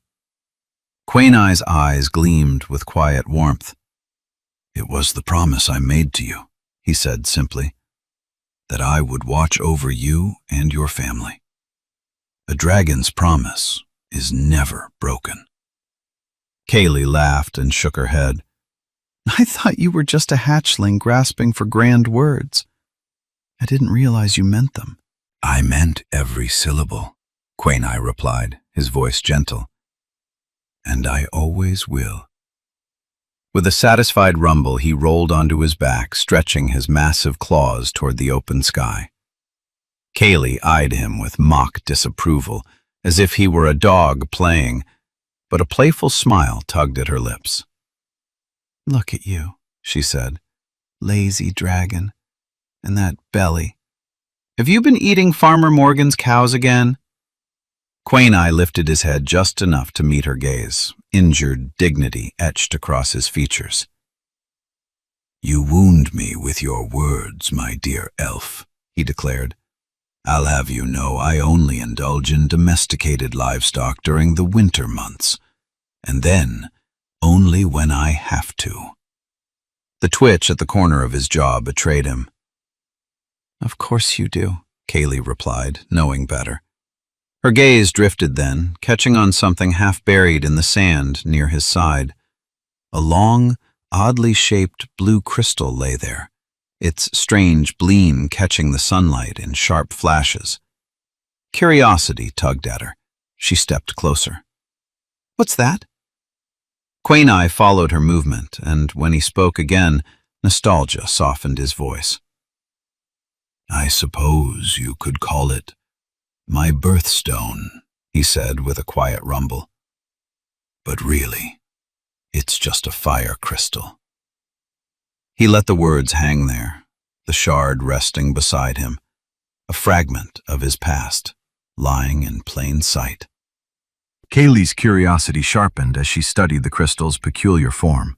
It was long and uneven, its jagged protrusions branching outward like frozen limbs caught mid-growth. She brushed her fingers lightly across its surface and drew a sharp breath as the cold bit into her skin, far sharper than she had expected. "Why call it a fire crystal?" she asked, returning her hand as if to test the chill again. "If it's so cold to the touch." Her gaze lifted to Quain-Eye, eyes narrowing with curiosity. "And why a birthstone?" Quainai did not answer at once. His gaze lingered on the crystal, something guarded and distant passing through his expression. When he spoke, his voice carried a note of reluctance, as though he were unsealing something long kept closed. Sarbo, the dragon who claimed me as his son, made me swear never to speak of where it came from, he said slowly. But if I'm entrusting it to you, then you deserve the truth. His claws shifted in the sand, tracing idle furrows as memory pulled at him. It was found beneath the Warder volcano, in a cavern so unstable it collapsed when it was pulled from the rock, nearly costing Sarbo his life. He still refuses to tell me the whole story. A faint huff escaped him, half fondness, half frustration. They tell me my egg began to freeze itself solid as my own magic turned against me. This crystal was used to draw the storm of ice into the heat of the lava plains. He lowered his head slightly, studying the shard as though it were a living thing. It saved me. But in that struggle, it changed. Once it burned orange with heat. Now it lies cold and blue. The warmth is gone, replaced by the essence of ice magic. His eyes lifted to hers, softer now. Perhaps you might find a new purpose for it. Kaylee felt a quiet thrill ripple through her at his words. Elves are steeped in the study of such things, Quainai continued. They are attuned to the currents of magic in ways dragons are not. If anyone could unlock its secrets, it would be you. Intrigued, Kaylee stooped and wrapped her hands around the jagged shard. Instantly, her arms buckled. It's impossibly heavy, she gasped, staggering back a step before letting it fall with a solid thud. She shook out her arms, rubbing at her aching muscles. All right, I've got an idea. She knelt, pressing both palms into the cool sand beside the crystal. Her eyes slipped shut as she began to sing, her voice low and rhythmic, the melody gentle. It was the sound of coaxing rather than commanding, and the earth beneath her hands stirred. Golden light spilled from her fingertips, flowing outward in soft ripples through the grains of sand. It lifted and swirled, gathering itself as if answering a remembered call. First, two stubby legs formed, then a stout little body, followed by arms and a round head. Within moments, a tiny figure, less than a knee in height, stood before her, its surface glittering faintly among the rocks and sand as the last threads of magic settled into place. Kaylee opened her eyes and smiled, satisfied. She brushed a loose strand of hair from her cheek and nodded her head with the unguarded pride of someone showing off a hard-won secret. It's called a golem. The guild only teaches the spell to enchanters. She crouched and reached out, patting the head of the sandy figure as though it were a loyal hound. I will build bigger ones when my magic's grown. But this little fellow is going to haul that crystal back to town for me. Are you sure? Quainai asked, lowering his great head, one eye fixed skeptically on the construct. Is it supposed to be that small? I don't think... His doubt fell away as the golem stirred. With stiff, determined steps, the sandy figure marched forward, bent, and scooped up the jagged crystal. It balanced the heavy shard on its narrow shoulder with a seriousness that would have been comical if it weren't so fragile. Kaylee's brow furrowed as she put both hands back onto the sand, drawing more power into the spell. The golden glow at her fingertips flickered like a candle in a draught, and she felt it then, a faint tightening in her chest, as the magic strained when it was asked to do more than it could. Her hands pressed deeper into the sand, fingers trembling as she fed more energy into the construct. Too much. Too desperate to impress.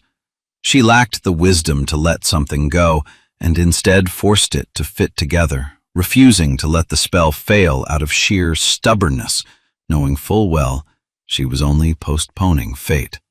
Quainai noticed it too. He stayed silent, watching, waiting for the moment when effort tipped into inevitability. The golem took a few wobbling steps, its grainy body losing fragments as it struggled beneath the weight of the crystal. Then, with a muted crunch, it shuddered and collapsed, spilling into a glittering heap of sand and light. Kaylee let out a breath and brushed the sand from her palms. "Well," she said, her smile turning a little rueful, "I only just learned the spell." She glanced up at Quainai, her eyes bright despite her failure. "Someday, I'll be able to make one as big as you. Maybe even one that could carry a crystal like this all the way to the blacksmith." Her smile tilted into something teasing. "But for now, I suppose I'll just have to rely on you." Quainai snorted, his eyes narrowing as his wings shifted with offense. "Don't forget that I'm not allowed in town anymore," he rumbled, the sarcasm barely masking the old sting beneath it. Kaylee laughed softly. "You're not. At least not usually. But this is an exception." She straightened, her tone turning just serious enough to matter. "The human king Londell arrives tomorrow. He and his entourage are staying for a few days, and he has specifically asked to meet you." Mirth drained from Quainai's expression. His eyes widened, unease flickering like a shadow across his gaze. "And what do they want me to do? Light a ceremonial fire?" he muttered, the low rumble of his voice edged with genuine worry. Kaylee nudged Quainai playfully with her fist. "You look like you've been caught stealing livestock." "Again?" She tilted her head, her grin turning sly. "You haven't been eating the humans' cows again, have you? How many have you been sneaking lately?" Quainai bristled, wings twitching as a defensive growl rolled from his chest. "A few, but not nearly as many as you might think," he said. "And it's not just me. The other dragons do it too." Kaylee's laughter lingered as she shook her head, the sound light and untroubled. "Perhaps, but the king didn't ask to meet the others, just you." Her smile curved, then softened as her gaze drifted toward the distant horizon where lake met forest. "I doubt he's coming all this way just to scold you about a few missing cows. At least, I hope he's not. There have been rumors in town lately. Strange creatures sighted in the northwest. That might be what this is really about." Quainai lifted his great head, the ease draining from his posture as interest sharpened into something harder. "What kind of creatures?" he asked. The question carried more weight than simple curiosity, and Kaylee felt it settle in her chest. Dragons did not worry easily, but when they did, it was never without cause. Kaylee waved a hand, dismissive, playful almost. "Oh, you know how stories grow. It's probably just some wizard's pet gone astray." Quainai's eyes narrowed, his tail lashing sharply against the sand. "What kind of creatures?" he asked again, his voice low now, stripped of humor. Kaylee sighed, conceding at last. "All I've heard is gossip. Oversized forest creatures with glowing eyes." She rolled her shoulders, unimpressed. "Ridiculous, really. Just the same nonsense as the specter." She smiled as she spoke, as if the name itself were a joke. "The girl made of black stone who flies around the forest, snatching up children who don't do their chores? Or the goblins everyone swears sneak into kitchens at night to steal bread?" She gave a small giggle and brushed the thought aside. Kaylee expected laughter, a snort, a wry comment to ease the moment back into safety. Instead, the dragon rose. Sand slid away from his talons as his massive frame lifted to its full height, his muscles drawn taut as steel. His gaze swept the tree line beyond the beach, slow and deliberate, every trace of his earlier amusement gone. He looked not like a guardian amused by rumor, but a sentinel bracing for some long-anticipated thing. Kaylee felt the subtle shift ripple through the air. Magic listened, when dragons went silent. Can't I? Kaylee said at last, her voice tentative as no answer came. He did not move, did not blink. His eyes remained fixed on the far side of the lake as though something there had already answered the question he'd asked. A nervous laugh escaped her. All right, she said, trying to reclaim the moment. if you were trying to frighten me, it worked. At last, Kenai lowered his great head, his sapphire eyes settling on Kaylee with a concern that left no room for jest. When he spoke, his voice was a low rumble, threaded with unease. On my flight here, I sensed something to the north. Something strange. His nostrils flared as if the memory itself carried a scent. The presence vanished before I could pursue it. Perhaps it retreated underground, but it was there. His eyes hardened. Do not dismiss these rumors so lightly. Sometimes truth hides within even the wildest tales. Kenai's gaze drifted past Kaylee then, turning inward. Dragons have seen it for eons, he continued. Patches of forest found blackened and lifeless overnight. The ground itself poisoned, as though the land had been wounded to its core. His tale stilled. They say it takes years, sometimes decades, for green to return. He paused. It happens at random, with no cause and no warning. Kaylee's smile faltered, the brightness dimming as the weight of his words reached her. She tried to hold herself, as she always did, steady and reasonable, but she felt the change. Fear did not announce itself loudly. It seeped in, quiet and patient. Kenai leaned closer, his massive form lowering until his cool breath brushed Kaylee's cheek. Promise me you'll stay in town, he said, softer now, but no less firm. At least until I return tomorrow to meet the king. Kaylee lifted her hand and rested it against the smooth, cool curve of his cheek. Of course, she said gently. If you think it's such a serious matter, I'll stay close to home. Her voice was calm, but she felt the tremor beneath it, like a wire pulled too tight. It is, Kenai replied. His words carried the weight of stone, his warning absolute. He nodded once. I'll see the crystal delivered to the blacksmith and return tomorrow. Farewell. With a powerful sweep, Kenai unfurled his wings. Wind stirred the sand and water alike as he took to the sky, the crystal clutched securely in his talons. Kaylee stood at the lake's edge, watching his silhouette dwindle against the horizon until it became nothing more than a shadow, swallowed by distance. For a moment she imagined the forests he described, blackened and hollow, and something out there hiding, breathing, waiting. Her thoughts skidded, trying to race ahead, to connect patterns that might not even exist. She sank down onto the shore, her fingers curling into the sand as though to anchor herself. The lake lay before her, smooth and silent, but it no longer felt benign. Everything felt different, the air, the sky, even the magic inside her stirred. Then her thoughts turned to Kenai. He didn't even think to bring me along, not once. The realization struck harder than his warning ever could.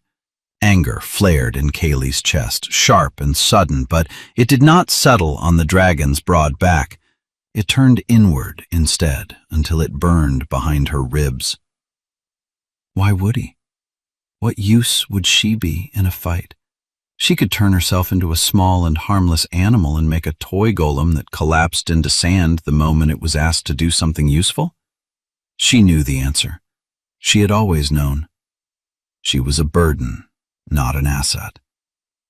Her jaw tightened as sand spilled through her clenched fists, the grains grinding into her palms until the sting became something she could focus on.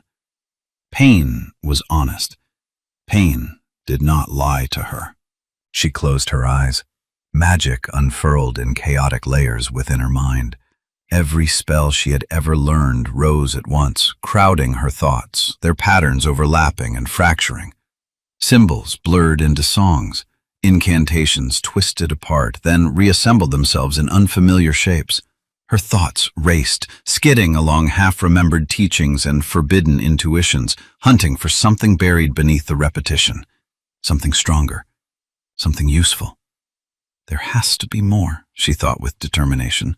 There is always more. I just need to find it, to reassemble the spells. She imagined new incantations, weaving them in ways that should work together. Whispers stirred.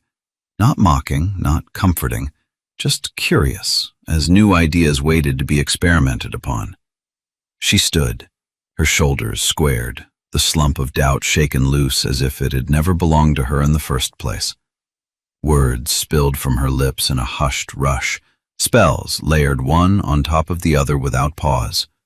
The air around her responded, shimmering as pale ribbons of pink petals and white light unfurled and drifted outward, curling like mist in a wind that only she could feel. The earth listened. Stones beneath the sand quivered, pebbles rattled, shifting as though waking from a long sleep. One by one they lifted, reluctant, hesitant, testing her resolve as much as she tested theirs. Kaylee thrust her arms forward.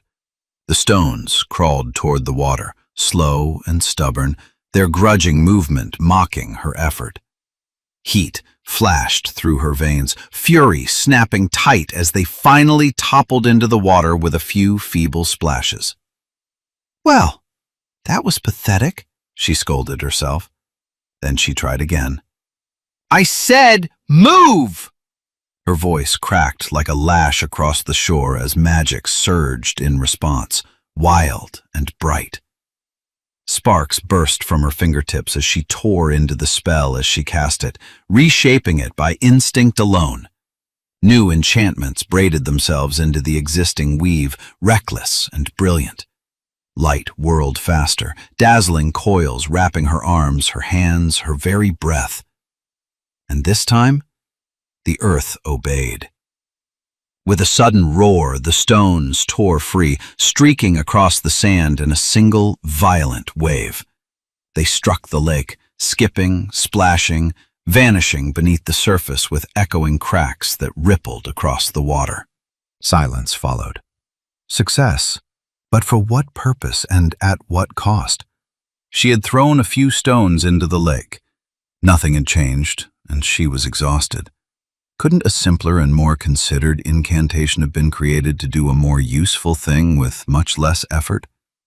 It was a passing thought, and she knew better than to let her emotions rush the spell. Keep calm. Have you learned nothing? She thought. She sighed, intent on trying something else. With her chest heaving and the last traces of light fading around her fingers, she spun on her heel, determination winning over reason. Her hands rose again, dragging more stones up from the sand, tearing them free with impatient force. With a sharp gesture, she hurled them skyward. The dark shapes spiraled higher and higher until they hung suspended above her, jagged and threatening, held in place only by her will. A shimmer of light bloomed around her. At first it was no more than a fragile glint, a trembling suggestion of form. But Kaylee forced it to grow, feeding it with sheer will until it thickened into a blue, transparent dome that curved tight to her body. The barrier hummed softly, alive and listening. She stretched her arms outward, fingers shaking as they hovered mere inches from the inner surface of the shield, pouring every thread of strength she possessed into the spell. Hold, she thought, just this once. Hold. The stones fell. Instinct threatened to betray her. She flinched despite herself, her shoulders tightening, doubt clawing at her mind. The first rock struck the barrier with a loud thump, and the shield shuddered violently, ripples racing across its surface as her breath caught. But it did not break. The next stone slipped through the dome's edge, slowed as though the air itself had thickened around it, then bounced off her shoulder, falling harmlessly away. Another followed, and another, each impact weakening her shield until at last it collapsed, forcing her to cover her head with her arms as the rest of the stones rained down on her. Kaylee exhaled, gave a sound halfway between a laugh and a sob as she examined the new bruises that peppered her arms. She closed her fists and wiped blood from her knuckles onto her tunic. Again, she cast the spell, and again. She shifted words mid-breath, bent gestures until her wrists burned, altered the flow of power until her vision blurred and the world tilted. Magic she had once thought she understood unraveled beneath her touch, reforming into something that was raw, unstable, and intoxicating. Hours slipped past unnoticed. The sun crept lower as she remained locked in a relentless cycle of casting and breaking, testing and reforging. Her limbs began to tremble as exhaustion seeped into her bones. Her life force thinned, stretched taut and fraying at the edges. It was not enough. There was too much she did not know, too much power that lay just beyond her grasp, taunting her with its absence. By the time dusk bled across the sky, she could barely stand. She staggered toward the road that led back to town, each step dragging at her like unseen chains. Her chest ached with a gnawing emptiness she knew all too well. She had overspent her magic again, burned it deeper than she should have dared. The sensation pulled an unwilling memory from her, the same emptiness, the same fragile sense of having crossed a line she could not uncross. She slowed, then stopped. Clarity found her then, not as a sudden revelation, but as a quiet, sorrowful certainty that settled into her bones. She understood now what had truly changed when Quainai left. It was not just his absence that had weighed on her. It was the death of something softer. Her innocence, thin and unnoticed until it was gone. The quiet surrender of a carefree self she had not even realized she was still protecting, still pretending could last forever. Kaylee lifted her chin, her jaw tightening as she resumed her walk. The road stretched ahead toward the blacksmith's forge, toward town, toward a world that suddenly felt far less forgiving than it had that morning. But beneath the exhaustion, beneath the ache and the fear, beneath the failed spells and incantations, something took root. A vow to fix what she lacked, to be more than just a girl with a dragon friend. Whatever it takes, I will not be left behind again. Chapter 9. Nia's intrusion into the alternate dimension did not pass without consequence. The moment the Nia who belonged there regained control of her body, she fled. She had no wish to answer the questions her other self's sudden appearance had raised, or explain the terrible words that had been spoken through her lips. Rose remained behind. The white-haired gnome stood alone in her home, tears running down her face as she stared through the window. The underground city stretched before her, vast and luminous beneath its ceiling of blue plasma. Towers and intricate machines rose among rivers of light, all of it fashioned by a civilization that had carried the gnomish gift for tinkering to heights once believed impossible. Here, magic had become science, and science, in turn, had elevated the people far beyond any other gnome civilization. But all their knowledge had not been enough to save them. They had learned much about Nia and the strange reach of her mind. They knew she could connect to other versions of herself across dimensions and cross into those dimensions herself if she chose to. They knew that her mind had fractured during her search for the cause of the red worlds. Somewhere along the way, she had become so lost in the countless realities that she could no longer remember how to return home. And so, she wandered. Nia brought warnings and tactical knowledge from failed dimensions, helping Rose's people to alter their attack strategies and avoid the mistakes that had doomed other worlds. At least, that was what they had believed. Learning that their dimension was destined to fail would have been devastating under any circumstances. Learning it this way, from a confused Nia who spoke of its destruction as though it had already happened, felt like a betrayal. Rose's roommate Margaret returned home to find her weeping by the window. Margaret was a marvel in her own right, a brilliant scientist whose abilities had earned her admiration throughout the city. But even her remarkable mind had not been enough to save her family from the blight on another world. "Rose?" Margaret asked, watching her wipe the tears from her face. "What happened?" "We're going to lose the war." "What? How do you know?" "Nia just told me, as if it meant nothing. This will be just another failed dimension." Rose turned from the window, grief tightening every line of her face. It wasn't our Nia speaking. This one was confused. She was wearing an elven illusion, and I think she was only repeating something she'd already seen or heard here. Margaret said nothing. When our Nia regained control, she was furious, Rose continued. She screamed at the other Nia to get out of her head. But if another Nia has already witnessed our destruction, then our Nia must be aware of it. She has been giving us just enough knowledge to keep us fighting, but never enough to end the war. She's prolonging it on purpose. She's keeping something from us. Rose's voice broke. "We can't trust her anymore, Margie." The conclusion came as no surprise to Margaret. She had harbored suspicions of her own, although she had kept them to herself until now. But this was not the moment to give those suspicions a voice. Whatever fears Margaret felt could wait. The grief on Rose's face could not. She stepped forward and wrapped her arms around her. Far beyond Rose's city, the Nia who had caused such accidental fear and grief continued to move between the green and red worlds. By the time she found herself lost among the green once again, the memory of what she had done and the chaos she had left behind had already begun to fade.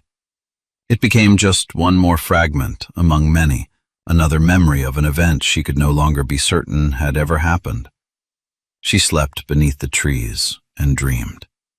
Dreams were her last refuge, the only place where she could still find happiness and remember what it had been like to be Nia, the real Nia, made of flesh and bone. But even her happiest dreams sometimes turned against her. She was a child again, standing beside her grandmother Kaylee on the lakeshore where Quainai's life had so nearly ended. The water gleamed beneath the sun, and the white dragon waited before them, immense but unthreatening. "I would like you to meet someone very special today," Kaylee said. "This is my granddaughter, Mia." But Nia hid behind her grandmother. "Is she a rogue?" Quainai asked. "I don't see her anywhere." Nia peeked around Kaylee, still too frightened to step into view. "Ah, she appears as if by magic," Quainai smiled. "Nia, is it? What a beautiful name for a beautiful girl." Nia gathered enough courage to speak. "You don't eat elves, do you?" "He much prefers Farmer Morgan's cows," Kaylee interjected. Quainai huffed, sending a puff of white mist from his nostrils. "I'll have you know, I haven't eaten domesticated livestock in ages." "Farmer Morgan lost one just yesterday," Kaylee said, smiling. This was one of the games they enjoyed playing together. "It just so happens that I found a stray. I thought it was a wild cow." Kaylee laughed, and at last Nia began to smile. Her fear slipped away. She stepped out from behind her grandmother and approached Quainai, one arm raised, eager to touch him. The dragon lowered his great head to meet her. The instant Nia's fingers touched his scales, the dream fractured. Black stone spread across her hand, glossy as obsidian. It crept up her arm and across her body until no trace of living flesh remained. Red light awakened in her eyes. The lake vanished. Kaylee and Quainai splintered into fragments of color and light, then disappeared along with everything else. Nia looked around, startled. She stood at the edge of a small village. A boy waited beside a nearby well. Nia smiled at the boy without thinking, before it occurred to her that she must have appeared without warning and that she might have frightened him. She lifted her hand slowly and gave a gentle wave. The boy did not wave back. He stood wide-eyed and rigid, locked into place by his fear. Nia took a few cautious steps forward. "Hello," she said softly. "What's your name?" The boy's face began to redden. At first, she thought it was embarrassment. Then she noticed his hands. The skin there was flushing too, the color deepening rapidly, heat rising from him in visible waves. Before Nia could speak again, the cottage door flew open. A man stumbled out and stopped dead when he saw her. He gasped, his breath hitching as his skin blistered and split from some unseen pressure. He shouted back into the house, his voice breaking as he warned the others. Nia turned in horror as faces appeared in the doorway. She heard screaming, saw hands pull children back, people retreating in panic. The man lunged toward the boy, scooping him up as his own skin burned and cracked. He stumbled off down the narrow trail and vanished into the trees beyond the clearing. Nia stood helpless as others fled through the back of the house. She heard the names they cried as they ran. "Demon! Spectre! Monster!" "No, please, don't run," Nia called after them. "I'm not—" Her voice faltered. She looked down at herself, at the black stone of her hands, at the body that stood unharmed while the skin of those around her burned. Was that me? She turned toward the window where flower pots rested on the sill and reached out carefully. The leaves curled inward at her touch, blackening as if scorched. Nia recoiled. Slowly, she raised her hands and pressed them over her eyes. Her shoulders sagged. "Is it the spells?" she whispered. "Or is it my body?" Panic began to set in. She was alone and lost, trying to understand worlds that refused to accept her. The familiar desperation tightened its grip around her. Is this all there is? Rejection from all worlds? No one to love? No one to hold me? No one to belong to? An outcast? Forever? The thoughts wouldn't settle. The red world had been its own kind of hell. This was another, quieter and even crueler. She needed distance. She needed to be somewhere no one could touch her or be touched by her. It was time to search through and grasp for scattered memories once again, to let them guide her as she so often did, hoping that the threads of clarity would still be waiting somewhere in the deeper quiet of her mind. Nia reached for the spells, but her hands shook, and the words came too fast, tangled and unfocused. Magic surged without control, answering fear and sorrow instead of intent. The red blooms of energy that usually coalesced in her palms shot up her arms until her entire body was enveloped. The world dropped away. In the next instant, Nia found herself falling. She had moved herself many feet above the ground, exactly where she wanted to be, though not the way she wanted to be there. Her stone body hurled downward toward the cottage and the clearing, the air tearing past her too fast to correct. She barely had time to scream before she struck the earth with a thunderous impact. The ground buckled. She lay there for a moment, bewildered, then pushed herself upright. Her body was whole and unmarked. She looked down and saw the imprint she had made, a shallow crater pressed into the softened soil where recent rain had turned earth to mud. Grass clung to her body.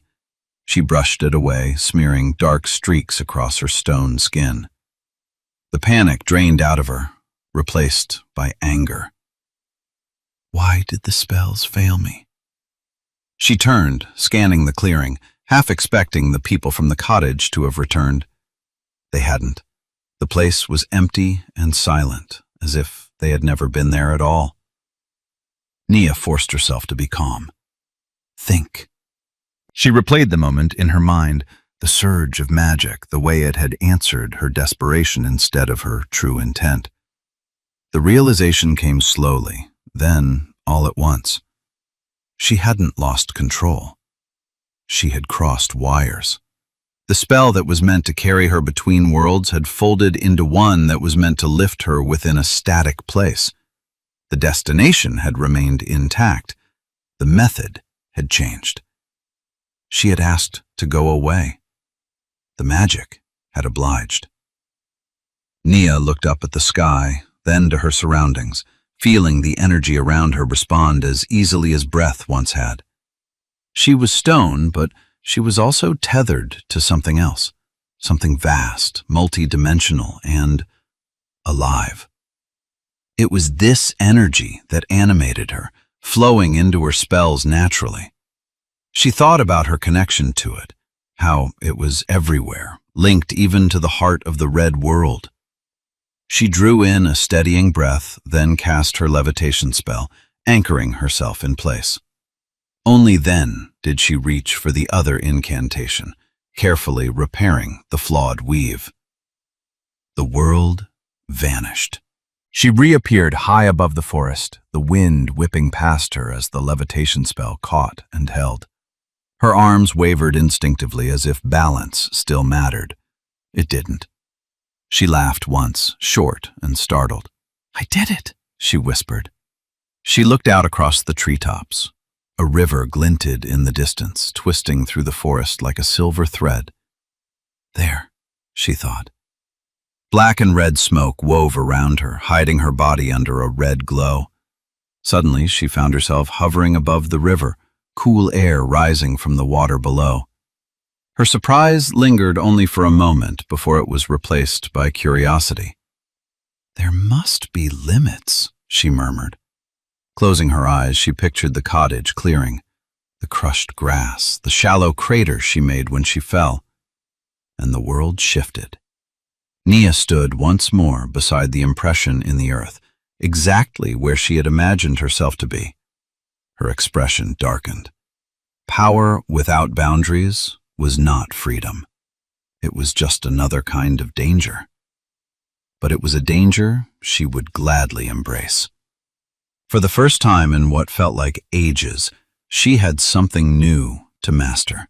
A skill that wasn't born of panic or survival, something that went beyond chasing demons through ruined worlds, a pursuit that had grown tiresome anyway.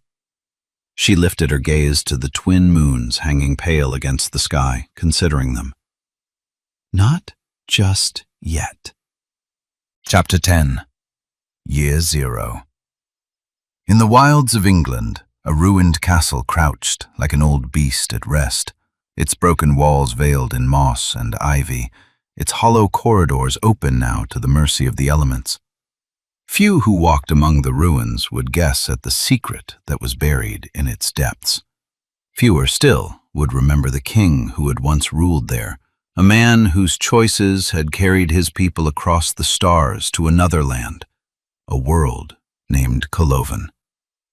Londell had not been the first to wear a crown in that castle, but he was the first to stumble upon the truth that was hidden beneath it. He was young, but broad-shouldered, his head shaven smooth, his hazel eyes sharp and restless. Though he owned robes of velvet and gold, he preferred the worn leather of a woodsman and a short sword that never left his side. On the day his life changed, Londell descended to the castle's lower halls to visit the town drunkard who made the dungeons his second home. It should have been a mundane errand. Instead, a glimmer in the shadows caught his eye, a single spark of light where no torch burned. At first he thought it was a glowworm gone astray, but no insect dug so far under stone. Then it moved, vanishing deeper into the tunnels. Lantern in hand, he followed until the cold masonry of the dungeons gave way to rougher passages, walls pressed from earth and rock. The air grew damp, rank with the scent of old rot like a long-dead forest. The light drifted ahead, always just beyond his reach, until at last it slid into a wall of packed dirt at the corridor's end and vanished. Driven by curiosity, Londell drew his sword and set the lantern at his feet. With careful thrusts, he poked at the wall of packed earth. The soil gave way easily, as if it had waited centuries for release. A cold draft slipped through the widening cracks, damp with the scent of places long buried. And with it came a glow, faint at first, then strengthening, an eerie blue light that pulsed like the beat of some hidden heart. Realizing the barrier was thin, he braced himself and shoved. The wall collapsed in a spill of dirt and stone, leaving a ragged opening just wide enough for a determined king to force his way through. He ducked into a chamber carved from bedrock, the air cool and still. At its center hovered a golden ring, broad as a man was tall, suspended above a stone pillar. It turned slowly and noiselessly, and from its heart radiated a deep blue light that bathed the chamber in shifting shadows. Rough steps rose toward the platform where the ring floated, silent and mesmerizing. Londell stepped forward, lantern in hand. Awe slowed his stride. He stumbled on a loose scatter of rocks, the lantern clattering from his grip, its flames sputtering but somehow holding. As he righted himself, a flicker of movement darted close, a spark of white light like the light that had led him here. It hovered before his face, no more than an inch from his nose. So bright, he squinted and staggered back. "What do you want?" The voice was sharp, inquisitive, and far too clear to belong to a wisp of light. Londell blinked against the glow. The spark hovering before him was no mere insect. It was a living thing, a fairy no larger than his smallest finger, her body wrapped in a white radiance of its own. Gossamer threads of golden light jutted from her back, wings beating so rapidly that they blurred to nothing. His eyes strained to follow her, and for a moment all he could do was stare. He forced himself to breathe, steadying his thoughts. Humor had carried him through many tense encounters before. Perhaps it would serve him here as well? He offered a smile. "Well, I am your king, little one," he said lightly. "And as your king, I demand to know what a fairy is doing under my castle." The shimmering apparition crossed her arms, her wings humming. Her frown was as fierce as any soldier's glare. "A fairy? Is that what your primitive world sees me as? You should feel blessed that an eternal being of light has visited your world at all. Do you even know what a fairy really is?" She didn't wait for a response. "And you're not my king," she continued, her voice like the chime of a silver bell. "I was only having a look at your world, and quite frankly, it's not very impressive." Londell found himself smiling despite the strangeness of the situation. The tiny creature's boldness amused him almost as much as her presence intrigued him. She made no move to leave and no move to defer to the king. If anything, she seemed keen to linger. Londell pretended to be offended, smiling as he opened his mouth in shock. "The audacity!" he exclaimed. The fairy took one look at the exaggerated expression on his face and laughed. "My name is Londell," he said, his tone warm. "What's yours?" "Amber." She dipped her head in a nod, her silver-white glow pulsing faintly with the word. "Nice to meet you, Amber." His gaze drifted to the chamber around them, its shadows shifting with the ring's blue light. "So, what is this place?" he asked, his voice edged with curiosity. Amber shrugged, the motion almost comically human. "Looks like a cave, probably buried under a mudslide centuries ago." Londell blinked, taken aback. He had expected mystery, revelation, something more than such a prosaic reply. His brow furrowed as he fixed his attention on the golden ring hovering above the pillar. Its slow spin held him in thrall. "Do you know what that is?" He pointed at the shimmering circle. It's a portal beacon, Amber said, glancing at the ring as if it were no more remarkable than a lamp. She drifted closer, the blue light dancing in her tiny eyes. Is that how you came here? Londell asked. The notion of traveling through such a thing was beyond his imagination. If the fairy had simply stepped through it, then perhaps other worlds, whole realms, lay within reach. Amber laughed and spun once in midair, wings a blur. I'm a fairy. We don't need portals. We use the fairy mists to cross where we please. She lifted her chin proudly, then let her voice soften until it was almost wistful. But I won't be a fairy forever. One day I'll be mortal. So I scout worlds with portals, testing them to make sure they still work. It means that when my time comes, I'll still be able to find my way back to the worlds where my friends and family live. Amber drifted a little nearer to the beacon, her nose wrinkling. This world works well enough, I suppose. But it's full of humans, and you all seem so busy fighting over one thing or another. Her mouth twisted in mild disgust before she brightened again, her eyes dancing with mischief. I've seen other worlds, you know. Worlds where different races live side by side in peace. They're much nicer than this. She paused, her glow pulsing softly, as if the thought warmed her from within. And besides, I think I'd rather be a gnome if I have to become mortal at all, and I haven't seen any of them around here. Londell blinked, uncertain he had heard her correctly. Why do you have to become mortal? Amber's wings thrummed softly like a butterfly's, catching the light as she tilted her head. You can't stay in the physical realm for long without becoming mortal. In my realm, we endure forever, but some of us tire of eternity and choose a form in the physical realm. I've got an uncle who became an elf, a cousin who became a dragon. But for me, I just want the humble life of a gnome. Have you seen any around? I didn't even know fairies were real, much less gnomes, Londell admitted. Gnomes are the ones who create these portals. They must have packed up and left ages ago. Londell's throat tightened. He swallowed and fixed his gaze on her small, luminous face, eager to learn more. So you can pick any form you choose? What happens if you don't decide? Her expression shifted, darkening ever so slightly. How did you know that's an option? She asked, suspicion darkening her tone.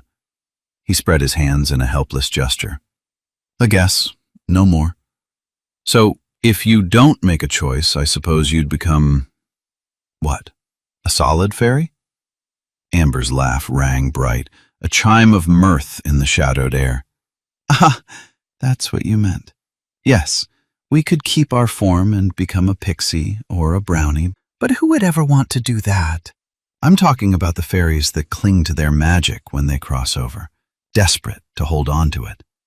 They siphon it from the realm, but in the end the magic corrupts them, and they become the criminals that we call sprites. Most go mad long before their end. Her voice softened, her gaze distant, as though recalling something sacred. But a few. She paused, reverence shading her words. A very rare few transcend. We call them celestials. They're strange beings made mostly of light. It was a lot to take in. Londell let out a slow breath, his legs feeling unsteady beneath the weight of everything Amber had revealed. Fairies who chose flesh, races beyond his own, other worlds that could be reached through portals like the one that stood right in front of him. The thought amazed him, and excitement stirred in his chest. His gaze lingered on Amber, who was hovering with bored elegance, her glow rising and falling like a leaf in the wind. How could something so small carry such immense knowledge? To ease the tightness in his chest, he reached for humor once more. These other worlds, they sound like the sort of place I might like to live in. I wouldn't have to become a gnome too, would I? His chuckle came light, although the yearning behind it was harder to hide. Londell's eyes had already drifted back to the golden ring. Wonder edged his thoughts, tempered now by the weight of his crown. Do you think it could carry me and my people to a different place? A world of peace? He asked. The question hung in the chamber, no longer curiosity, but the ambition of a king. Amber's eyes narrowed, a glint of caution softened by amusement. Why not use magic or technology and do it yourself? She asked, her tone pointed. Londell's brow furrowed. I don't think we have those kinds of things around here. He rubbed the back of his neck, knowing his words sounded clumsy. His voice held more than ignorance. There was a trace of shame in it, as though he was beginning to realize how small his world must seem to her. Amber's wings beat faster, the sound like a faint hum of disbelief. How primitive is this place? The thought played across her face before she could mask it, leaving Londell to wonder what truths she had measured in him with that single look. Magic is energy, Amber said, her tone patient but edged with condescension, as if she were explaining fire to a child. You draw it from your own life, your world, or, if you're a criminal, from other realms, like the sprites do. Then you shape it, bend it to suit your will. She paced the air as she spoke, her wings humming, her glow brightening and dimming with each word like a lantern flickering. She paused, hovering, then pointed a tiny hand toward the golden ring. Technology is different. It's the craft of machines that are built to do the work for you. This, she gestured at the glowing circle, her wings kicking up a faint stir of dust from the stone floor, is a machine. She cocked her head, her lips curling in a sly half-smile. You get the general idea. Oh, there's another type of magic. The gnomes call it tinkering, and it's my favorite. They mix magic and technology together to make marvelous things. Londell listened, rapt. The words magic and technology hung in his mind like treasures beyond reach. He rubbed at his chin, looking downward.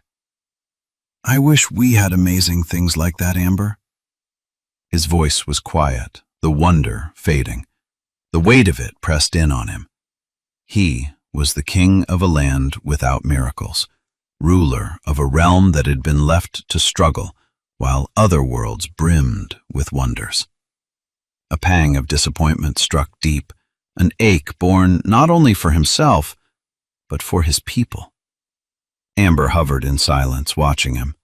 For the first time, her expression softened, and the sharpness in her eyes eased, replaced by a flicker of sympathy. Then her wings buzzed with sudden vigor, and she zipped upward in a spiraling loop, her glow trailing bright lines through the chamber. There is a place, she said, her voice ringing with excitement. A world I found called Clockwork. It's a beautiful world. Her glow brightened as she traced a circle in the air. Dragons, gnomes, elves, they all live there. Even dwarfs, she added with a theatrical grimace. Though I've never much cared for them. They reek of stone and ale. Her nose crinkled, then she laughed. But that's the only drawback. Her wings hummed faster as her excitement grew. I think I'll live there myself one day, and if you like, she drifted close, her tiny grin turning conspiratorial. I can use my magic to wake the portal for you. She wagged a tiny finger, her grin widening. Just as long as you humans don't cause trouble, because if you do... She zipped suddenly to his shoulder, glaring into his eyes with mock severity. The last thing you want is an angry fairy. We might be small, but we're dangerous and we're strong. I'd send you right back to this dreary little world. She broke into a peal of laughter, the bell-like sound echoing through the chamber, her earlier gravity vanishing as if it had never been. Londell found himself laughing with her, the sound light and unguarded, loosening the knot of worry in his chest, and for a moment the chamber seemed brighter for it. The promise of Kaloven, of a land where dragons soared, gnomes and elves thrived, and peace might be more than a dream, lit up his imagination. "Humans causing trouble? Us? Never," he said, raising both hands in surrender. Yet behind the jest, a quiet resolve took root. If this chance was real, if a doorway to such a world could truly be opened, he would not waste such an opportunity, not on fear, not on conflict, and not on the failings that had haunted his kind for generations. Amber's eyes twinkled as she studied him. Hope, longing, and quiet resolve warred across her face.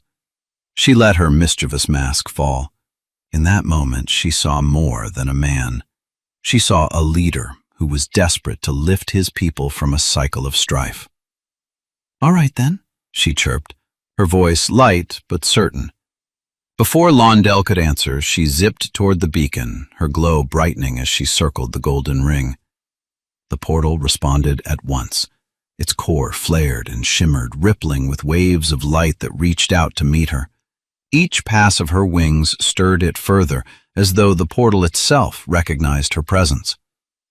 Londell's heart pounded as a surge of energy coursed through him. The chamber felt charged now, the air alive with possibility, and he couldn't tell whether the thrill he felt came from the beacon or from the tiny, radiant guide who commanded it. The chill stone walls of the dungeon seemed a world away. Here, in the hidden chamber awash with light, with a fairy at his side and a portal stirring to life, Londell felt the stirrings of a new beginning, of a legacy as yet unwritten. Amber hovered before the shining ring, her glow brightening as it quickened. She glanced back at him, her eyes alight with mischief and promise. "Come on, then," she beckoned him with a quick wave of her arm. "Let's get ready for an adventure." Londell's pulse quickened, his face turning serious. "Do I step through it?" Amber couldn't help but giggle. "Only if you want to break it. Just stand close, I'll do the rest." She came to rest on his shoulder, holding on to Londell's collar, easing his fear. He smiled and looked around in wonder as a purple bubble of light surrounded them. A moment later they vanished inside as it shrank, leaving the empty dungeon behind.